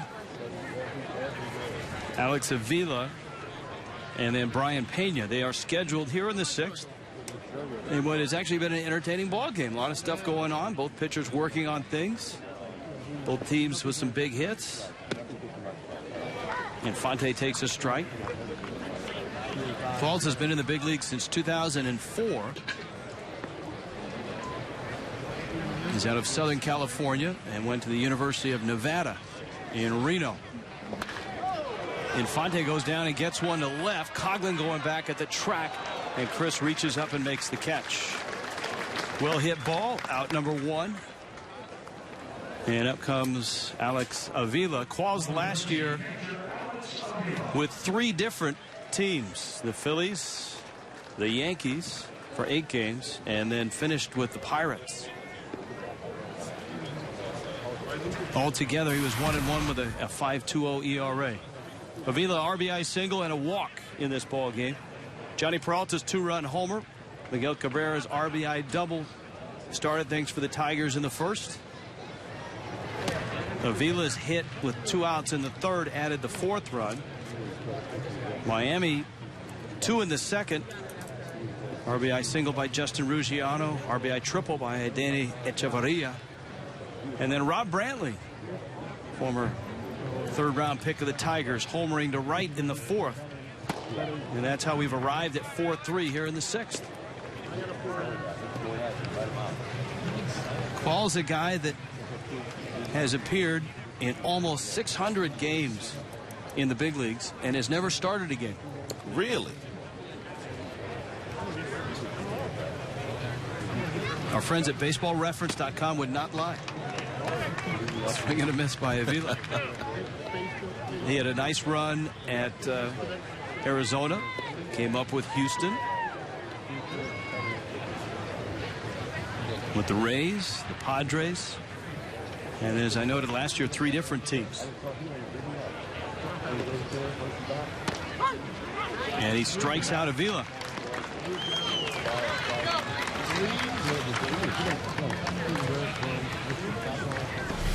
And a pretty good fastball here by Qualls. On the outside part of the plate, held there nicely. And then by Brantley, the catcher. Gave Mike Estabrook, the home plate umpire, a nice long look at it. Got C.B. Buckner here. Angel Hernandez. CB's over at first. Hernandez is at second, and Chris Conroy is the second base umpire. Spring training for umpires as well. And broadcasters. We can all use a little bit of work. That's right. Mario and Frank will be running on the warning track in the 8th inning just to get their work in. I'm all for that. That is not true. Where did you come up with that one? It's in the fine print of your contract, my friend. Come on, Frank, do it for the orange. Do it for the orange? Yeah. Okay. It's quite a Sweet 16, isn't it? It is. We talked about it earlier. I heard you. That was interesting. The state of Michigan and the state of Florida having a good NCAA tournament. Though Mike Redmond is happy that Andy Dirks is not here. Dirks went to Wichita State, and of course, Redmond was a catcher at Gonzaga. 4-3 Tigers.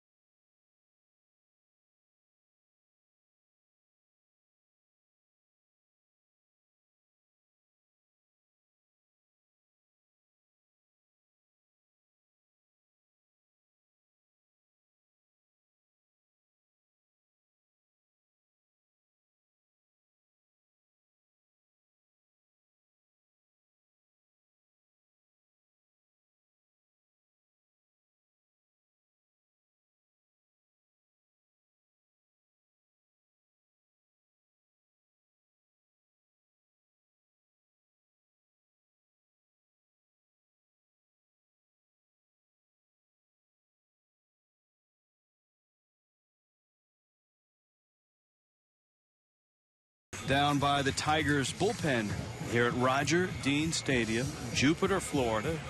Jupiter right a few miles north of Palm Beach. Tigers actually spent the night in this area. Last night they played in Port St. Lucie yesterday against the Mets, and it's about, what, 2.5-hour drive, I guess, from Lakeland over to Port St. Lucie. So they decided to just stay here overnight and then just show up at the ballpark today. And it's one of the few times teams will spend the night in a particular city during the course of spring. Chris Coughlin up. He has struck out and bounced out.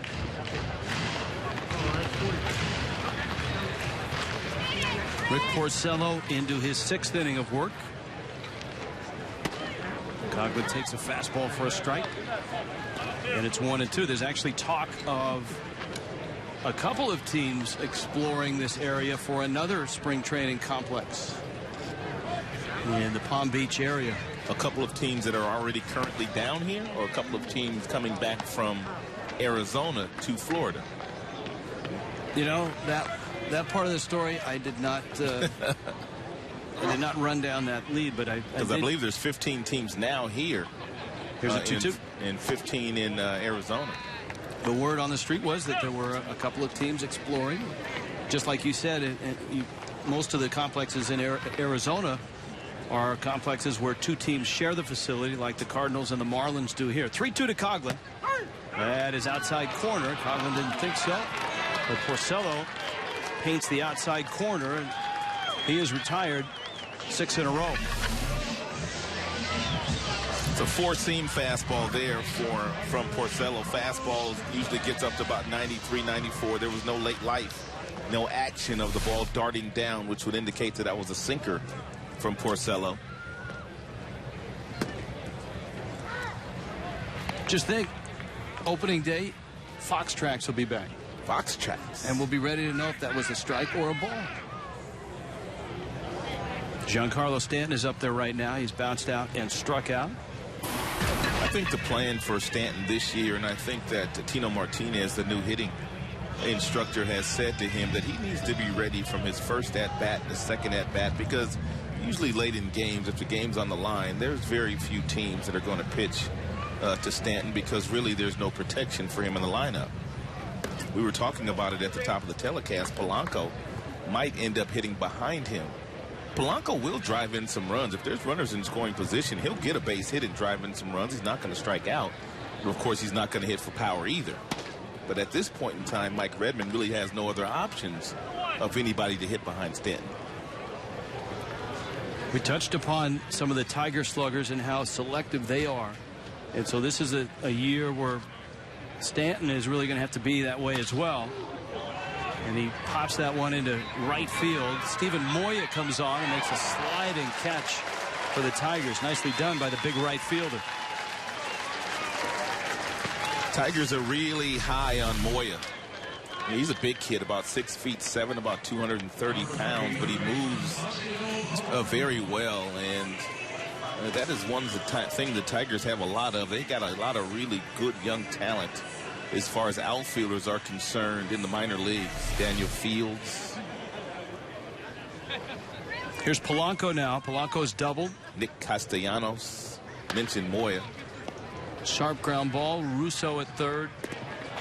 And in time to get Polanco. Well, if that's the end for Rick Porcello, 6 solid innings, and he's retired 8 in a row.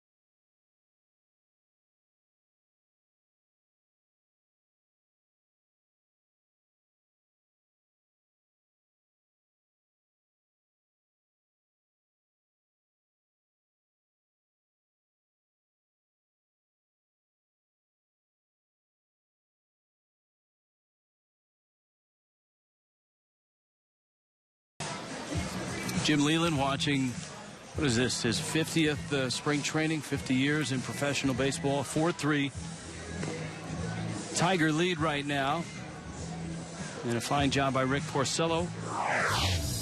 And, of course, he's not here, but this is a big presence in the Tiger lineup. And that's Prince Fielder. Fielder coming off a year in which he hit 30 homers, an OPS of 940. And the note on the bottom is significant. He has been the protection or the compadre, so to speak, of the last two MVPs, Ryan Braun and Miguel Cabrera. And now with Victor Martinez coming back in 2013 after missing all of last year, it's Prince Fielder that's going to get the kind of protection that he's never really had since coming to the major leagues. And because of that, Prince Fielder is a legitimate candidate for the MVP in the American League this year. See Jim Leland there. It was a great scene during batting practice. Jim Leland and Bill Parcells behind the cage. Parcells is here almost every day to watch either the Cardinals or the Marlins during spring training. Big baseball fan. In the hole, Echeverria has it, but no way to make a play on Kevin Russo. He's got himself a hit to open up the 7th inning. It's a good effort here. Even for Echeverria to get over to knock that ball down shows a tremendous amount of range at that shortstop position.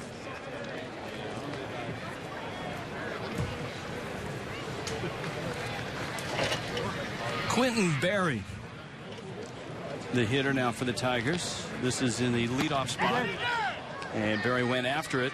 Quentin Berry was a very nice story last year for the Detroit Tigers. Austin Jackson had to spend some time on the disabled list early in the season, and Berry came up, and Berry did a very nice job. 21 of 21 in steals. He's had an injury to his knee while down here in spring training and has not been able to play as much as he would have liked to play. Drops it foul down the first baseline. All right, you want to see two legends? Yes. This is one of the cool things about spring training as well. Bill Parcells, Jim Leland. Even Tito Martinez knows that those two guys are in a league all by their own there. Bill Parcells. The Big Tuna, that's his nickname, isn't it? It is. We have a guy that we work with that we call the Big Tuna. That would be John Keating. Give John my best. I will. I remember him from my days in Seattle. Keats might be tuned in today. Now, see. You shook his hand too, didn't you? I did. He's a frequenter. We see him up in the press box with his running mate, Ron Wolf, the former general manager of the Packers. And they, at times, will sit in the broadcast booth, talk baseball and football. Parcells is a very close friend of Tony La Russa. And, of course, La Russa, the manager for many years. He and Jim Leland are really good friends. So Quentin Berry goes down. And the Tigers are going to go with a pinch hitter. And he's a familiar guy to Marlin fans. BD, Brad Davis. Guy that got to the big leagues with the Marlins a few years back.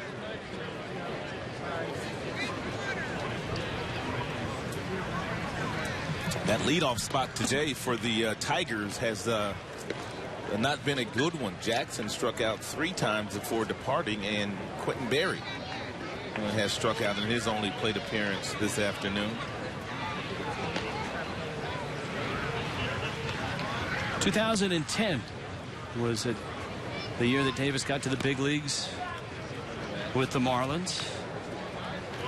He hit 3 home runs that year, caught in 33 games.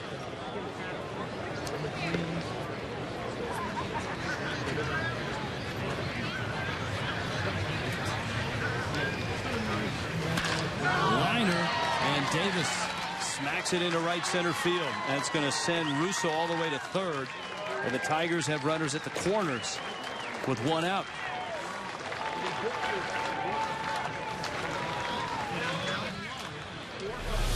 Nice piece of hitting here by Davis, who takes that sinker ball that doesn't quite get in as far as Qualls wanted it to get in, but he is able to drive that ball to right center field, and Russo didn't bat an eye and didn't need his third base coach, Tom Brookins, to tell him whether he could get the third or not. He made the decision on his own.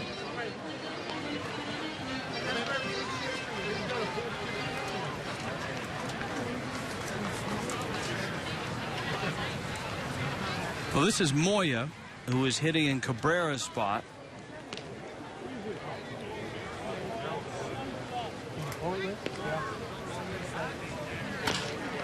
And Qualls pitches a roller. Runner comes home, and the throw to the plate. Safe at the plate. Brantley's tag was high. Redmond comes out to argue. Mike Estabrook, the home plate umpire.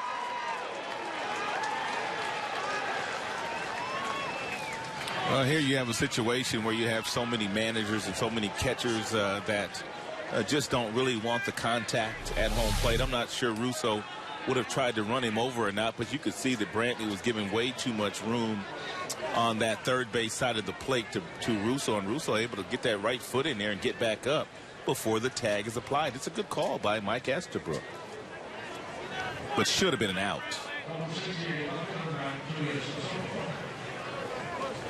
Has there been much talk here in Marlins camp with obviously Mike Redmond being a former catcher and now you having a very young catcher in Brantley as to how they would like to do things as far as the contact is concerned at home plate? I know that Mike Matheny, who you share a complex with here, very adamant about changing the rules of contact by base runners and catchers.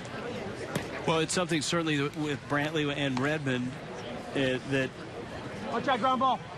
The Marlins catchers, and we talked about Rob Leary and his input as well.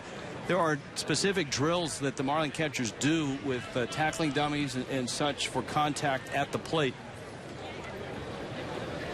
I think your point is a good one. At this point in spring training, you're the starting catcher. The last thing you want to do is block the plate and have someone come in and get nicked up. And I would expect that's what Mike Redmond imparted to Mike Estabrook. And that is, hey, look, this isn't Game 7 of the World Series. Little roller out towards second and a flip to first in time to get the out. 5-3 Tigers on top. Let's check in with Frank Fort. Frank? With Placido Polanco. Placido, of course, the question coming into spring was you coming off the back injury last year and had a little bit of a setback, but you're back in, and how does it feel overall? It feels great, you know, a little bit of pain here and there, but what I had this year has nothing to do with what I had last year. You know, I had a little bit of a oblique sprain this year, and that's going away, and I feel pretty good, you know, the way I feel, you know, running, moving, and the back issue that I had last year, it's the age that I turned, you know, and I still keep an eye on it. You know, I do my exercises every day, but I feel pretty good about it.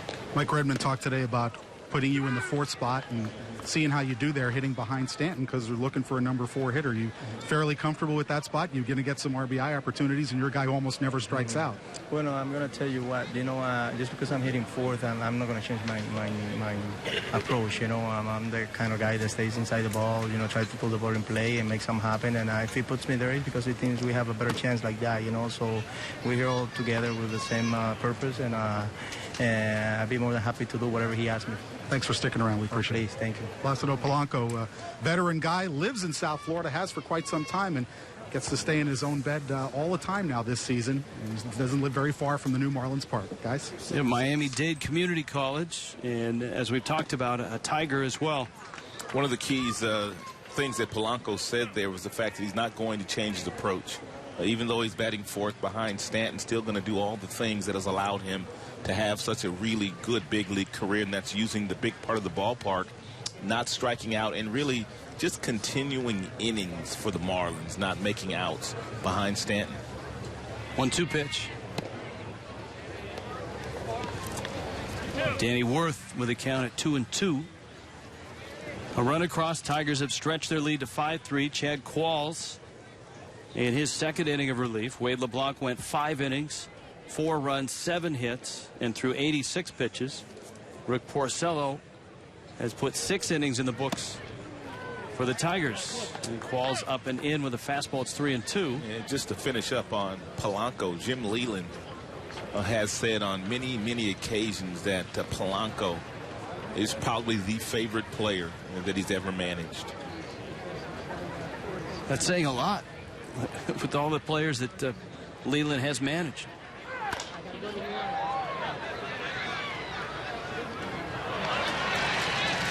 Marlins fans will love Polanco, especially if he's able to stay healthy. This will be year number 16 in the big leagues. He's played on some very good teams. 6 years with the Cardinals, 4 years in his first run in Philly, 5 with the Tigers, then 3 more in Philly.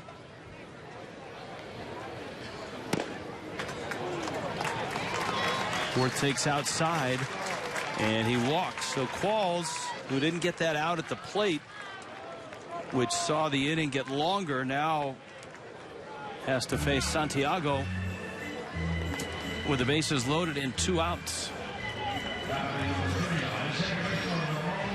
Ramon Santiago.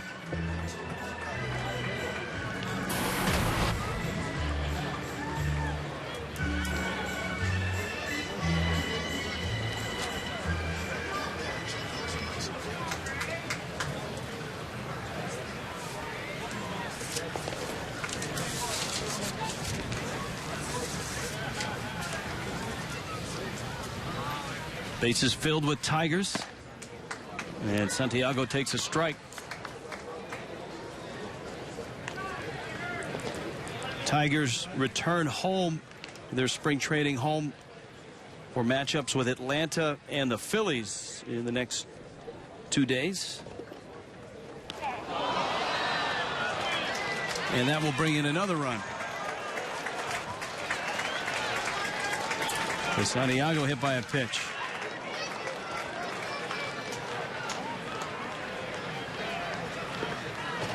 And here comes Mike Redmond. And the play at the plate, a key one here in this inning as it unravels for Chad Qualls.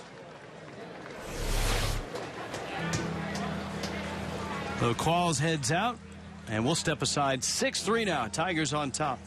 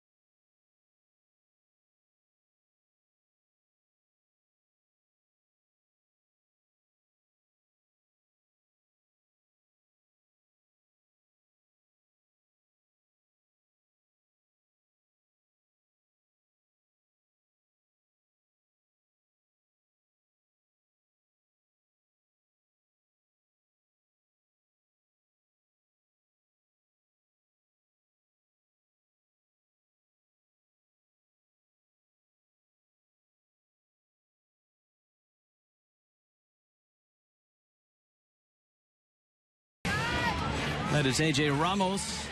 Ramos comes out of the bullpen to take over for Chad Qualls. Ramos, the Texas Tech product. Born and raised in Lubbock, Texas. So no coincidence. He ended up at Texas Tech. He's 26. He impressed last year. Had a great spring, too. Getting into the big leagues for just 7 games. Hard thrower. That one bounces off. Brantley picks it up. Throw down to third. And they've got Moya in a rundown here. Brantley trying to run him back. Moya runs well. Did Brantley get him? Brantley tags one, tags two. Just in case. And picks up at least one out, which is all that the Marlins needed to end the inning. That last out won't carry over to the next inning. It's 6-3.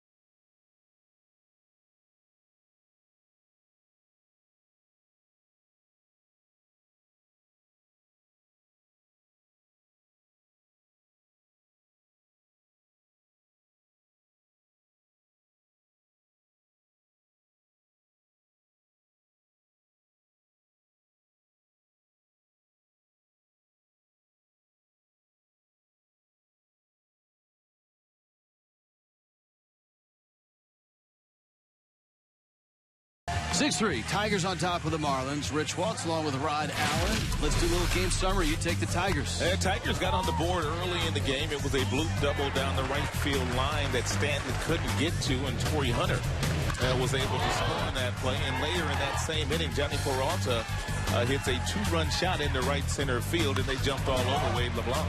The Marlins got on the board. Edeni Echeverria, the young shortstop, with an RBI triple, scoring Justin Ruggiano. Ruggiano had knocked in a run with an RBI single. And then Rob Brantley, the former third-round pick of the Tigers back in 2010, knocked one out off of Rick Porcello, who would go 6 innings. And that's how the Marlins picked up their 3. The Tigers added 2 in the top of the 7th. You can see the fans, some of them still on their feet. 7th inning stretch here in Jupiter, Florida, and Albuquerque. Albuquerque has a fastball that can get up to 95, 96 miles an hour. He also has one of the best sliders of any right-hander in the game, whether it be a right-hander or a bullpen piece. 17 strikeouts already this spring for Amazing Al. And that slider, he can literally tell you it's coming, and you still can't hit it. And he's pitching for the 2nd consecutive day, something that Leland wants to try to accomplish with all of his relievers, get them in back-to-back games before they depart Florida. Good live fastball there. Rob Brantley, Justin Ruggiano, and then Casey Kochman scheduled here. And here's Brantley, 1 for 2 with the homer you just saw.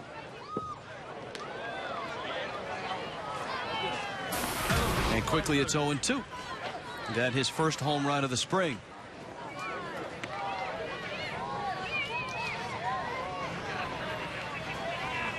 Brian Pena has moved back behind the plate from first base.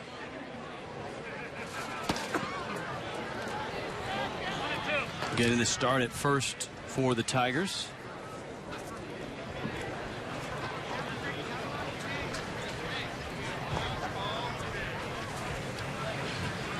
Don Kelly is at first base, as Jim Leland has removed all of the starters.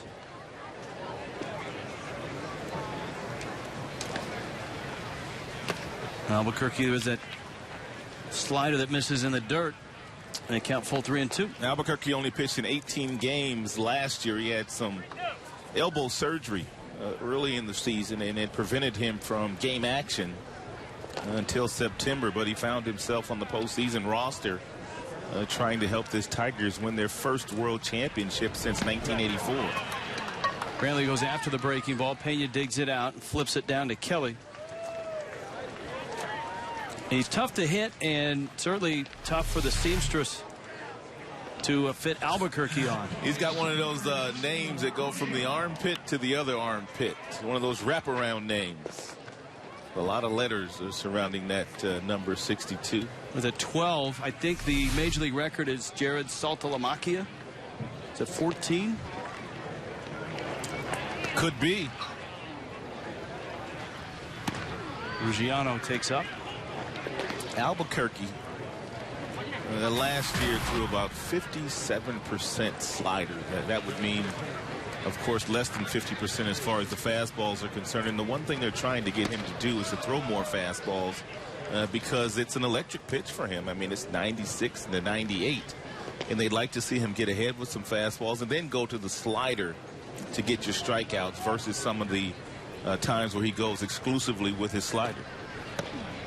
He's throwing a couple fastballs for strikes to Ruggiano.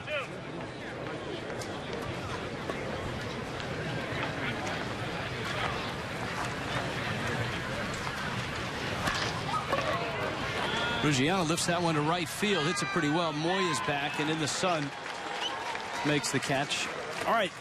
Closing games for the Tigers this year. How does the bullpen set up? Well, when spring training began, Bruce Rondon, number 43, was basically given the job. You see the numbers in the minor leagues, 3 different stops, a 1.74 ERA with a lot of saves, but he struggled in spring training here. Therefore, it's opened up the conversation for Dotel, a veteran. Phil Koch did it last year. You have Benoit, and you have Albuquerque, who's on the mound right now, as some other candidates to the closer. Jim per se does not like a closer by committee term, but he will do whatever he needs to do to get outs at the back end of the game, whether it be using Rondon or anybody else. Santiago bobbled it, but he made the play, and Albuquerque with a rather uneventful bottom of the 7th. 6-3 Tigers.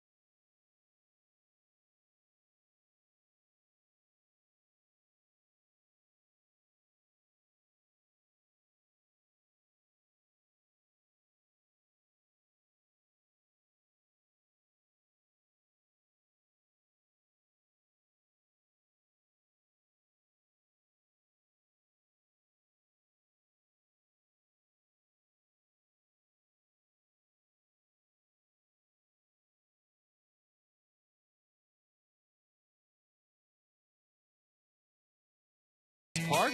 Some of the weekly deals you'll find on Fridays is the Sir Pizza 4-pack. Even Rod Allen stood up a little taller when he saw this one. 4 Vista box seats, 4 personal Sir Pizzas, 4 soft drinks, 4 Pepsi soft drinks. All Friday home games, just $60.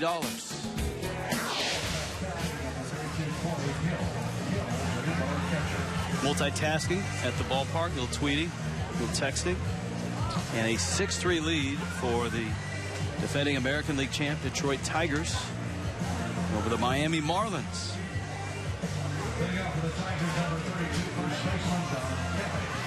Don Kelly, who was at the plate when the A.J. Ramos pitch went to the screen, and there's a new catcher behind the plate, and that's news for the Marlins. Major League veteran Coy Hill, who just signed with the Marlins. Miami looking for a backup catcher. Jeff Mathis was in camp, but he took a foul tip, broke his collarbone. He's out until at least May. Kyle Skipworth has been the backup for Rob Brantley, but Skipworth is a young catcher and a left-handed hitter. The Marlins were looking for a veteran, a right-handed hitter. Hill, whom the Marlins saw a lot of with the Cubs, just signed to a minor league deal. Echeverria on his feet, and that's what you'll expect to see in 2013 from the young shortstop. That's a terrific play. Well, he watches it into the glove perfectly as he leaves his feet, and then he knows he has plenty of time to get the ball across the diamond. He throws accurately to get the out at first.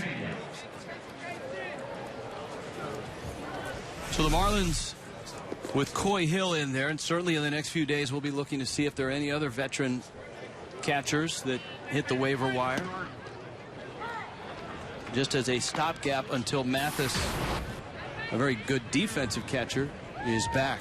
Well, if you're a team and there's a couple of roster spots that you need to have filled, and you're a team that's not expected to contend, and I don't think anybody thinks this Marlins team is going to contend in 2013 with veteran players being let go today and tomorrow. 6-year guys of experience in the major leagues, you should have an opportunity to pick up a piece or two, depending on if you want to pick up some more salary. And right-handed is a key, because the days that you're going to give Brantley off, one would expect those would be against tough lefties. Nice short hop pickup out there by Valdez, and he throws Brian Pena out, because especially in the National League East, you'll run into lefties. You look at the Washington Nationals, you look at the Philadelphia Phillies. The Phillies, especially with the lefties, you're going to run into Cole Hamels.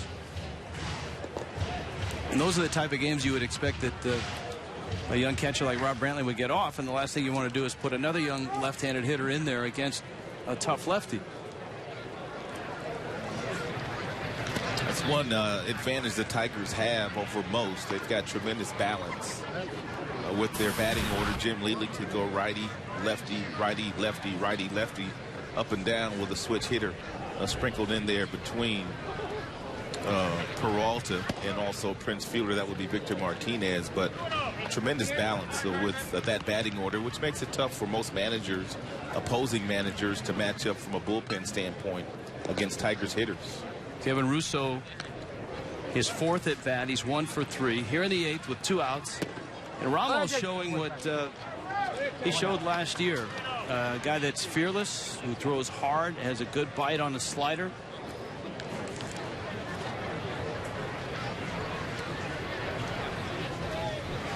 AJ just 5'10", but 210. And his fastball is up and in. We have seen the Houston Astros a couple of times this year. They have a new manager as well, and that would be Bo Porter. And they're a lot like this Florida Marlins group. But there's a lot of players that really haven't gotten an opportunity to play every day in the big leagues that are going to get those opportunities because they're still waiting for some of the young talent they have in the minor leagues to surface before they can really call themselves contenders. Quentin Berry's 2nd at bat. Yeah, the Marlins farm system, bolstered by the trade with the Blue Jays, went from near the bottom in terms of prospects to near the top. When you add Justin Nicolino on that list, they're the top prospects from Baseball America. Marcell Ozuna, Andrew Heaney, Christian Yelich, who had a great spring, and then you got Jose Fernandez. You got Jake Marisnick, who is in that group, coming down from the Blue Jays as well. The Double-A team for the Marlins will be loaded. High pop, and it's going to get out of play. They'll have an outfield of Ozuna in right field, and then once play starts, Yelich, who really lit the Grapefruit League up, and Marisnick, who was off to a great start before he was hit by a pitch and broke his hand. They will rotate between center field and left field. That's usually the way it is. You usually put your better prospects in Double-A. You have some veteran players there to help the kids along, just in case they do struggle. And then you got Fernandez, who most feel is a top of the rotation guy and not that far from the big leagues. Into right field, a base hit. Austin Kearns is out there in right. He picks it up. And Quentin Berry has a hit.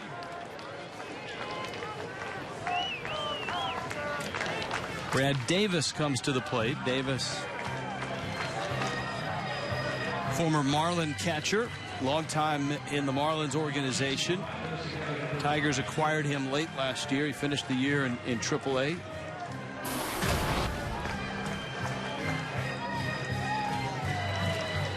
We talked about 2010, the year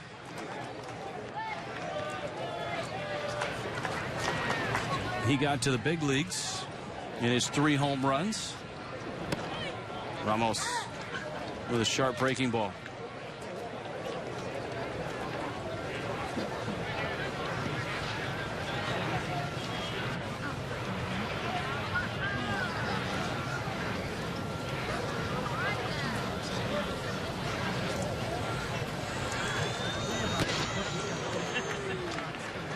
.94 miles an hour on that fastball.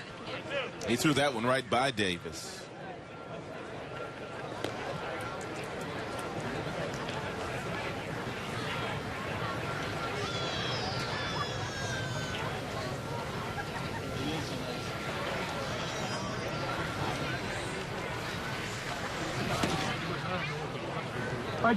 And Ramos misses away. Ramos figures to be part of the Marlins bullpen.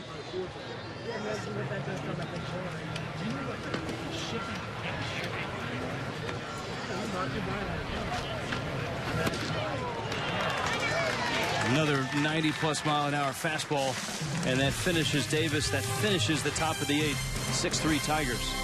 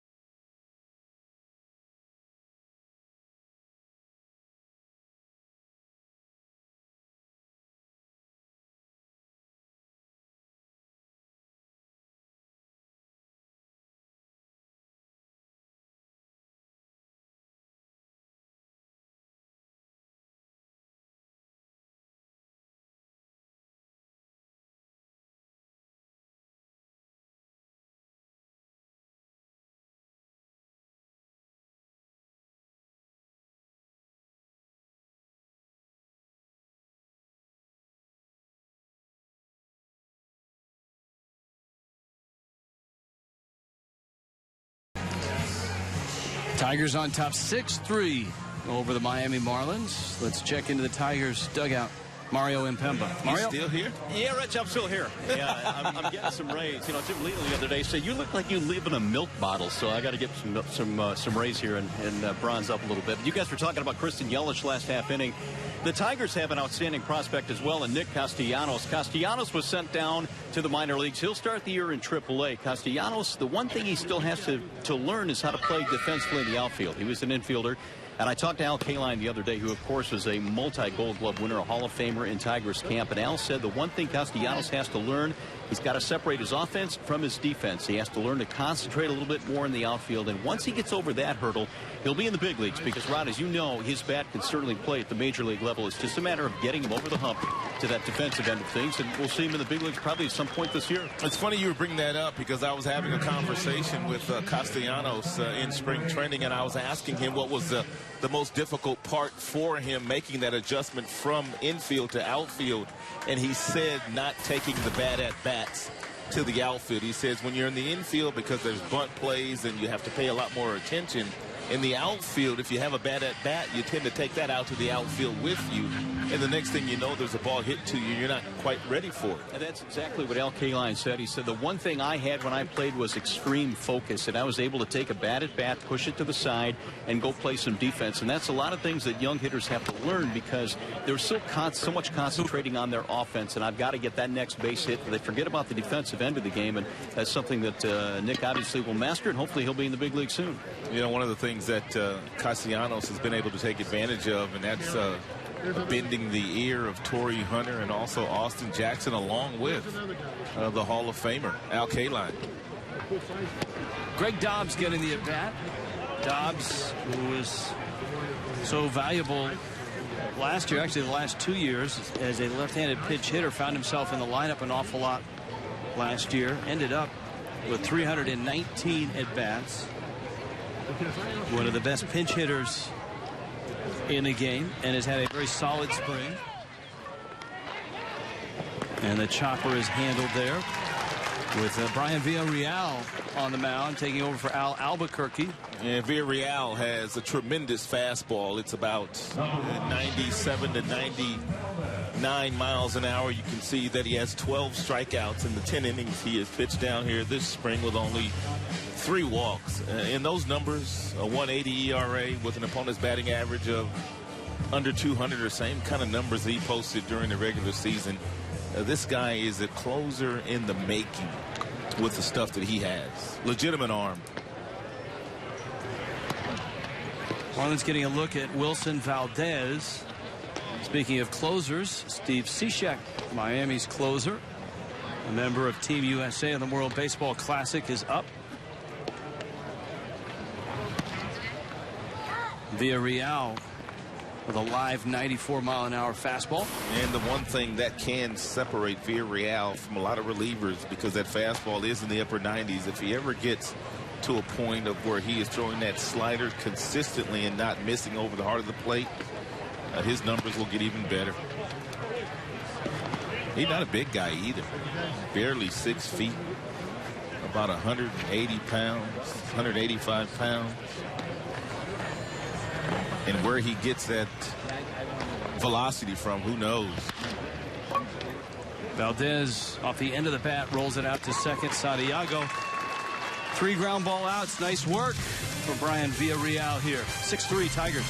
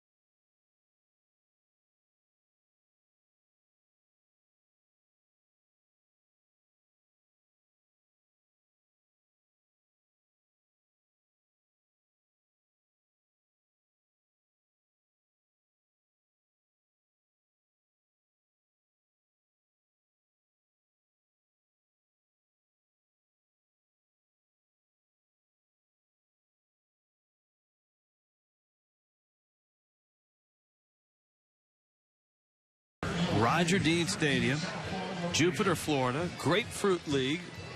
Not many days left in the Grapefruit League baseball. The Marlins will host the Washington Nationals tomorrow. We told you the Tigers headed back across the state take on Atlanta. There is Steve Cishek as he comes in for an inning of work against the Tigers here in the 9th, with Detroit on top by a score of 6-3. Rich Waltz from Fox Sports Florida, Rod Allen from Fox Sports Detroit, Mario Impemba and Frank Fort with us as well.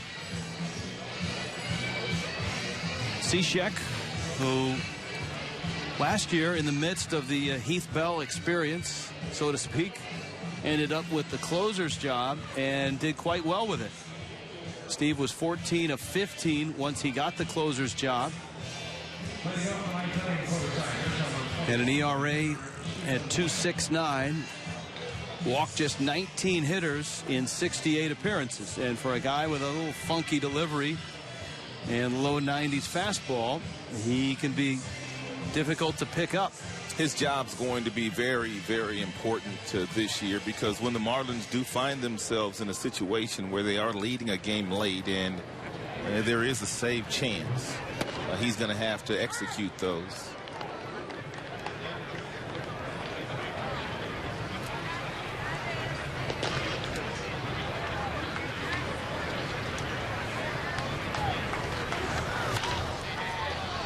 Cishek with a breaking ball that's fouled out of play. Stephen Moya's second at bat. He got the RBI. That was the play at the plate in which Russo slid under the tag of Rob Brantley. Coy Hill's back behind the plate now for Miami. And Cishek elevates the fastball. That's one of the things that for Cishek is different from most pitchers that drop down and throw that three-quarter sidearm type stuff, is that he has a fastball that'll touch 93 and 94. And he elevates that one at 94. And Rod, hitters aren't used to seeing that from guys. They're used to seeing the Jeff Nelson type frisbee sliders, but not the 94-mile-an-hour fastball. No, you don't usually see guys that even drop down to this arm slot if they have plus fastballs. And 94 is an above average fastball. Usually your guys that have fastballs that are really good hitting speed, anywhere from 88 to 92 miles an hour, those are the guys that you will find that drop down to the sidearm angle, not guys that throw 94.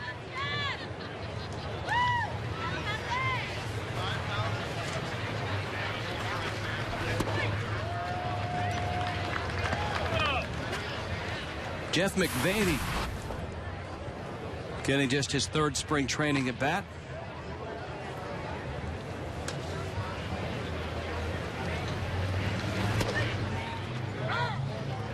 Well, the Marlins feel they're in good hands if they can get to Cishek with a lead in the ninth. Coming off the year that he had last year, he was certainly a nice part of that Team USA bullpen for Joe Torre. Just in time on the play at third. Chris Valleca at third base for the Fish, and he throws out McVaney.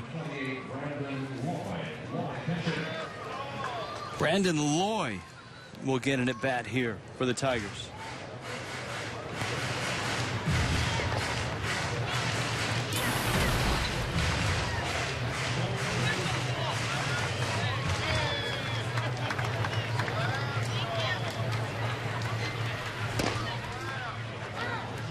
Cishek pumps in a strike.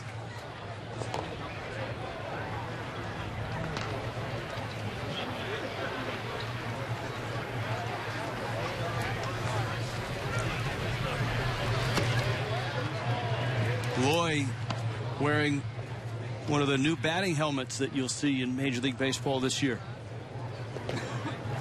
You like them? You know what? If they protect players, I don't care what they look like.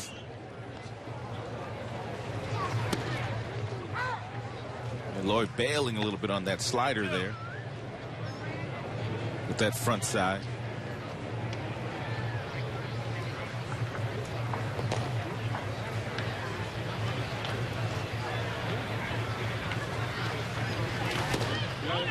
The Rawlings S100 Pro Comp is the new helmet, and that's new in baseball. It was stipulated in the latest working agreement.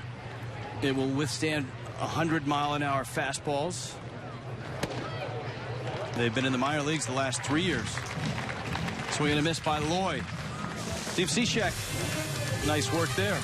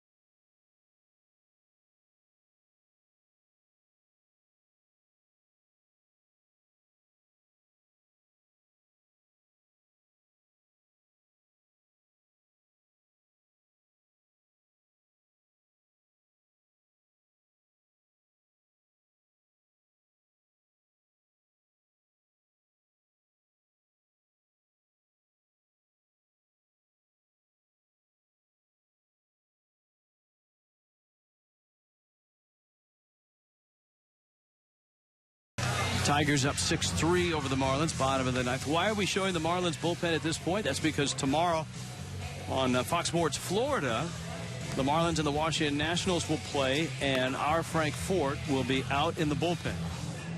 Looks like a real nice spot to hang out. Frank will be signing autographs as well, just like Dan Jennings is doing right now. MLB.TV is celebrating 11 years. You can join millions of fans and subscribe today. Watch every out-of-market game live online on your favorite mobile and connected device in HD quality with MLB.TV Premium. Visit MLB.TV today. MLB.TV, baseball everywhere. And, of course, on your iPads, the MLB At Bat app. Here's Coughlin. I'm sure you and Mario are dialed into that. Absolutely. I have it on every device that I can have it on. Legally. Legally. Very nice. Chris Coughlin's up. Coughlin at 0 for 3.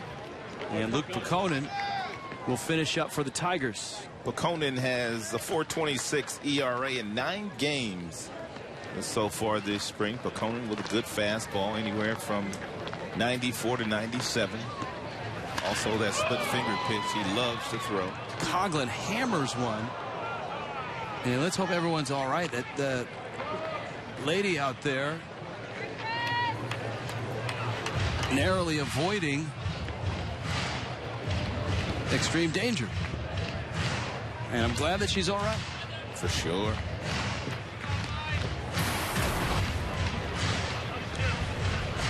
Coughlin hit it hard. The count's 1-2.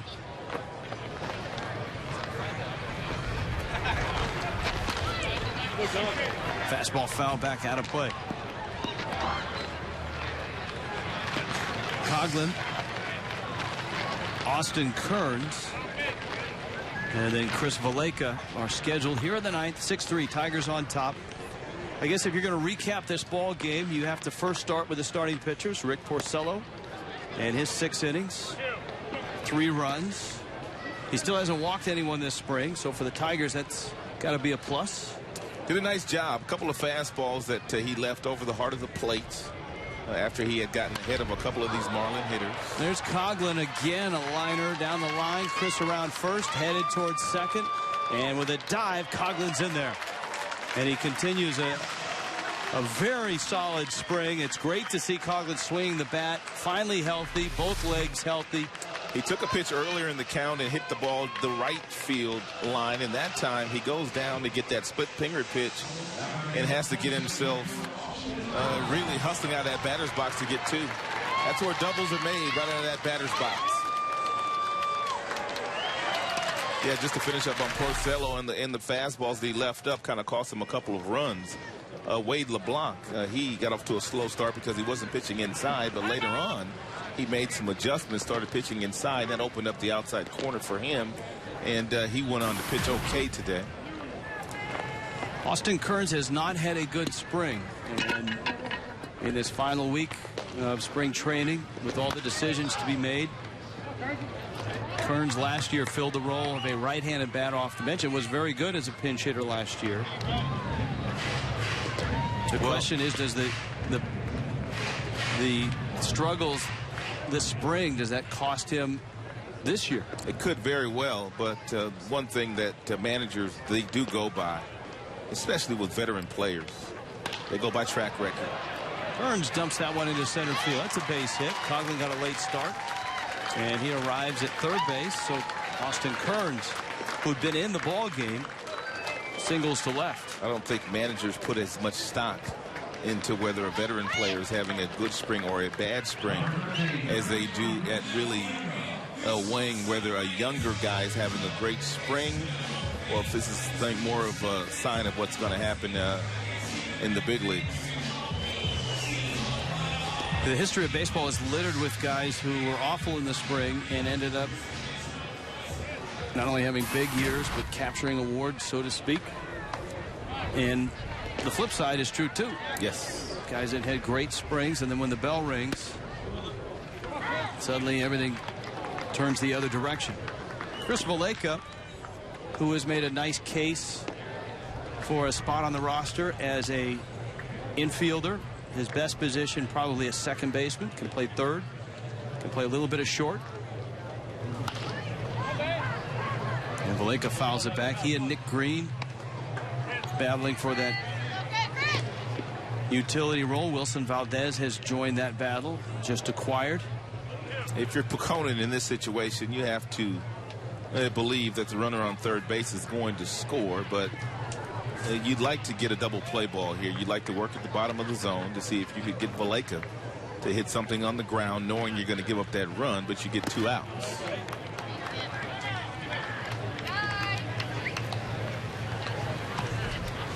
Valleca out of the University of California, Santa Barbara. That's a pretty nice part of the country out there, buddy. It is.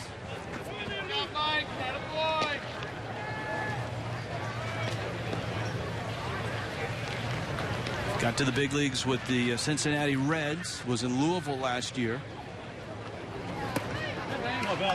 Conan misses down low. And it counts 2-2.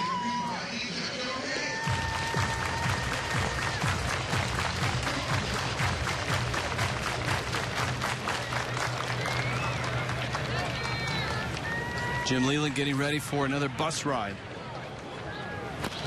We talked about 50 years in professional baseball.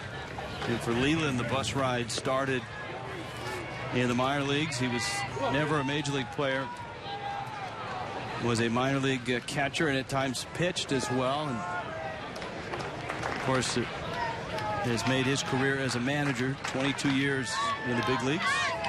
Now has a young son, Patrick, that is a minor league player in the Tigers minor league organization. Valleca, after a sweeping breaking ball from Conan, goes down swinging. Early in the spring, a trip like this would bring, as my partner Tommy Hutton would say, the bomb squad on the bus, the B team. Yep. But now you get closer to opening day, and managers want to see their regulars get 3 at-bats. They want their starting pitchers to, as we talked about, get to 100 pitches. And we also talked about the fact that the Tigers played in Port St. Lucie yesterday, which is about 30 minutes up the road. So they brought all their players. And some went back on the bus yesterday, but a lot of their veteran players came over here today. Prince Fielder and also Victor Martinez went back. Coy Hill getting his first at bat of the spring for the Fish. And Hill fouls it back. Hill last year appeared in 11 games with the Cubs. Has been in the big leagues for parts of 9 years. Dodgers, Diamondbacks, and then the longest streak, 6 years with the Cubs. And he goes after a high fastball and strikes out. So Poconin, after giving up a couple of hits, gets a couple of strikeouts. And Justin Ruggiano comes to the plate. One of his strikeouts came on the breaking ball. That one to Hill was a fastball in the mid-90s up around his neck. Very difficult to catch up with that pitch.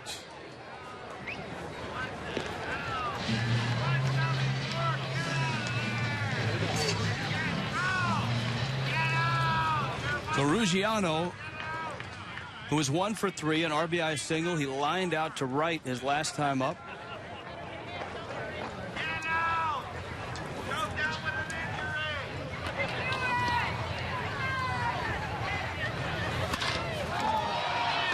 Fly ball to right, and this should do it. Moya is there, and he squeezes it, and the Tigers win the ball game here in Jupiter. 6 runs on 10 hits for the Tigers. 3 runs, 6 hits for the Marlins. And Detroit takes the win. 18th win of the spring for the Tigers. And the countdown to opening day a little bit closer after this one for Jim Leland and Mike Redmond. We'll wrap it after this.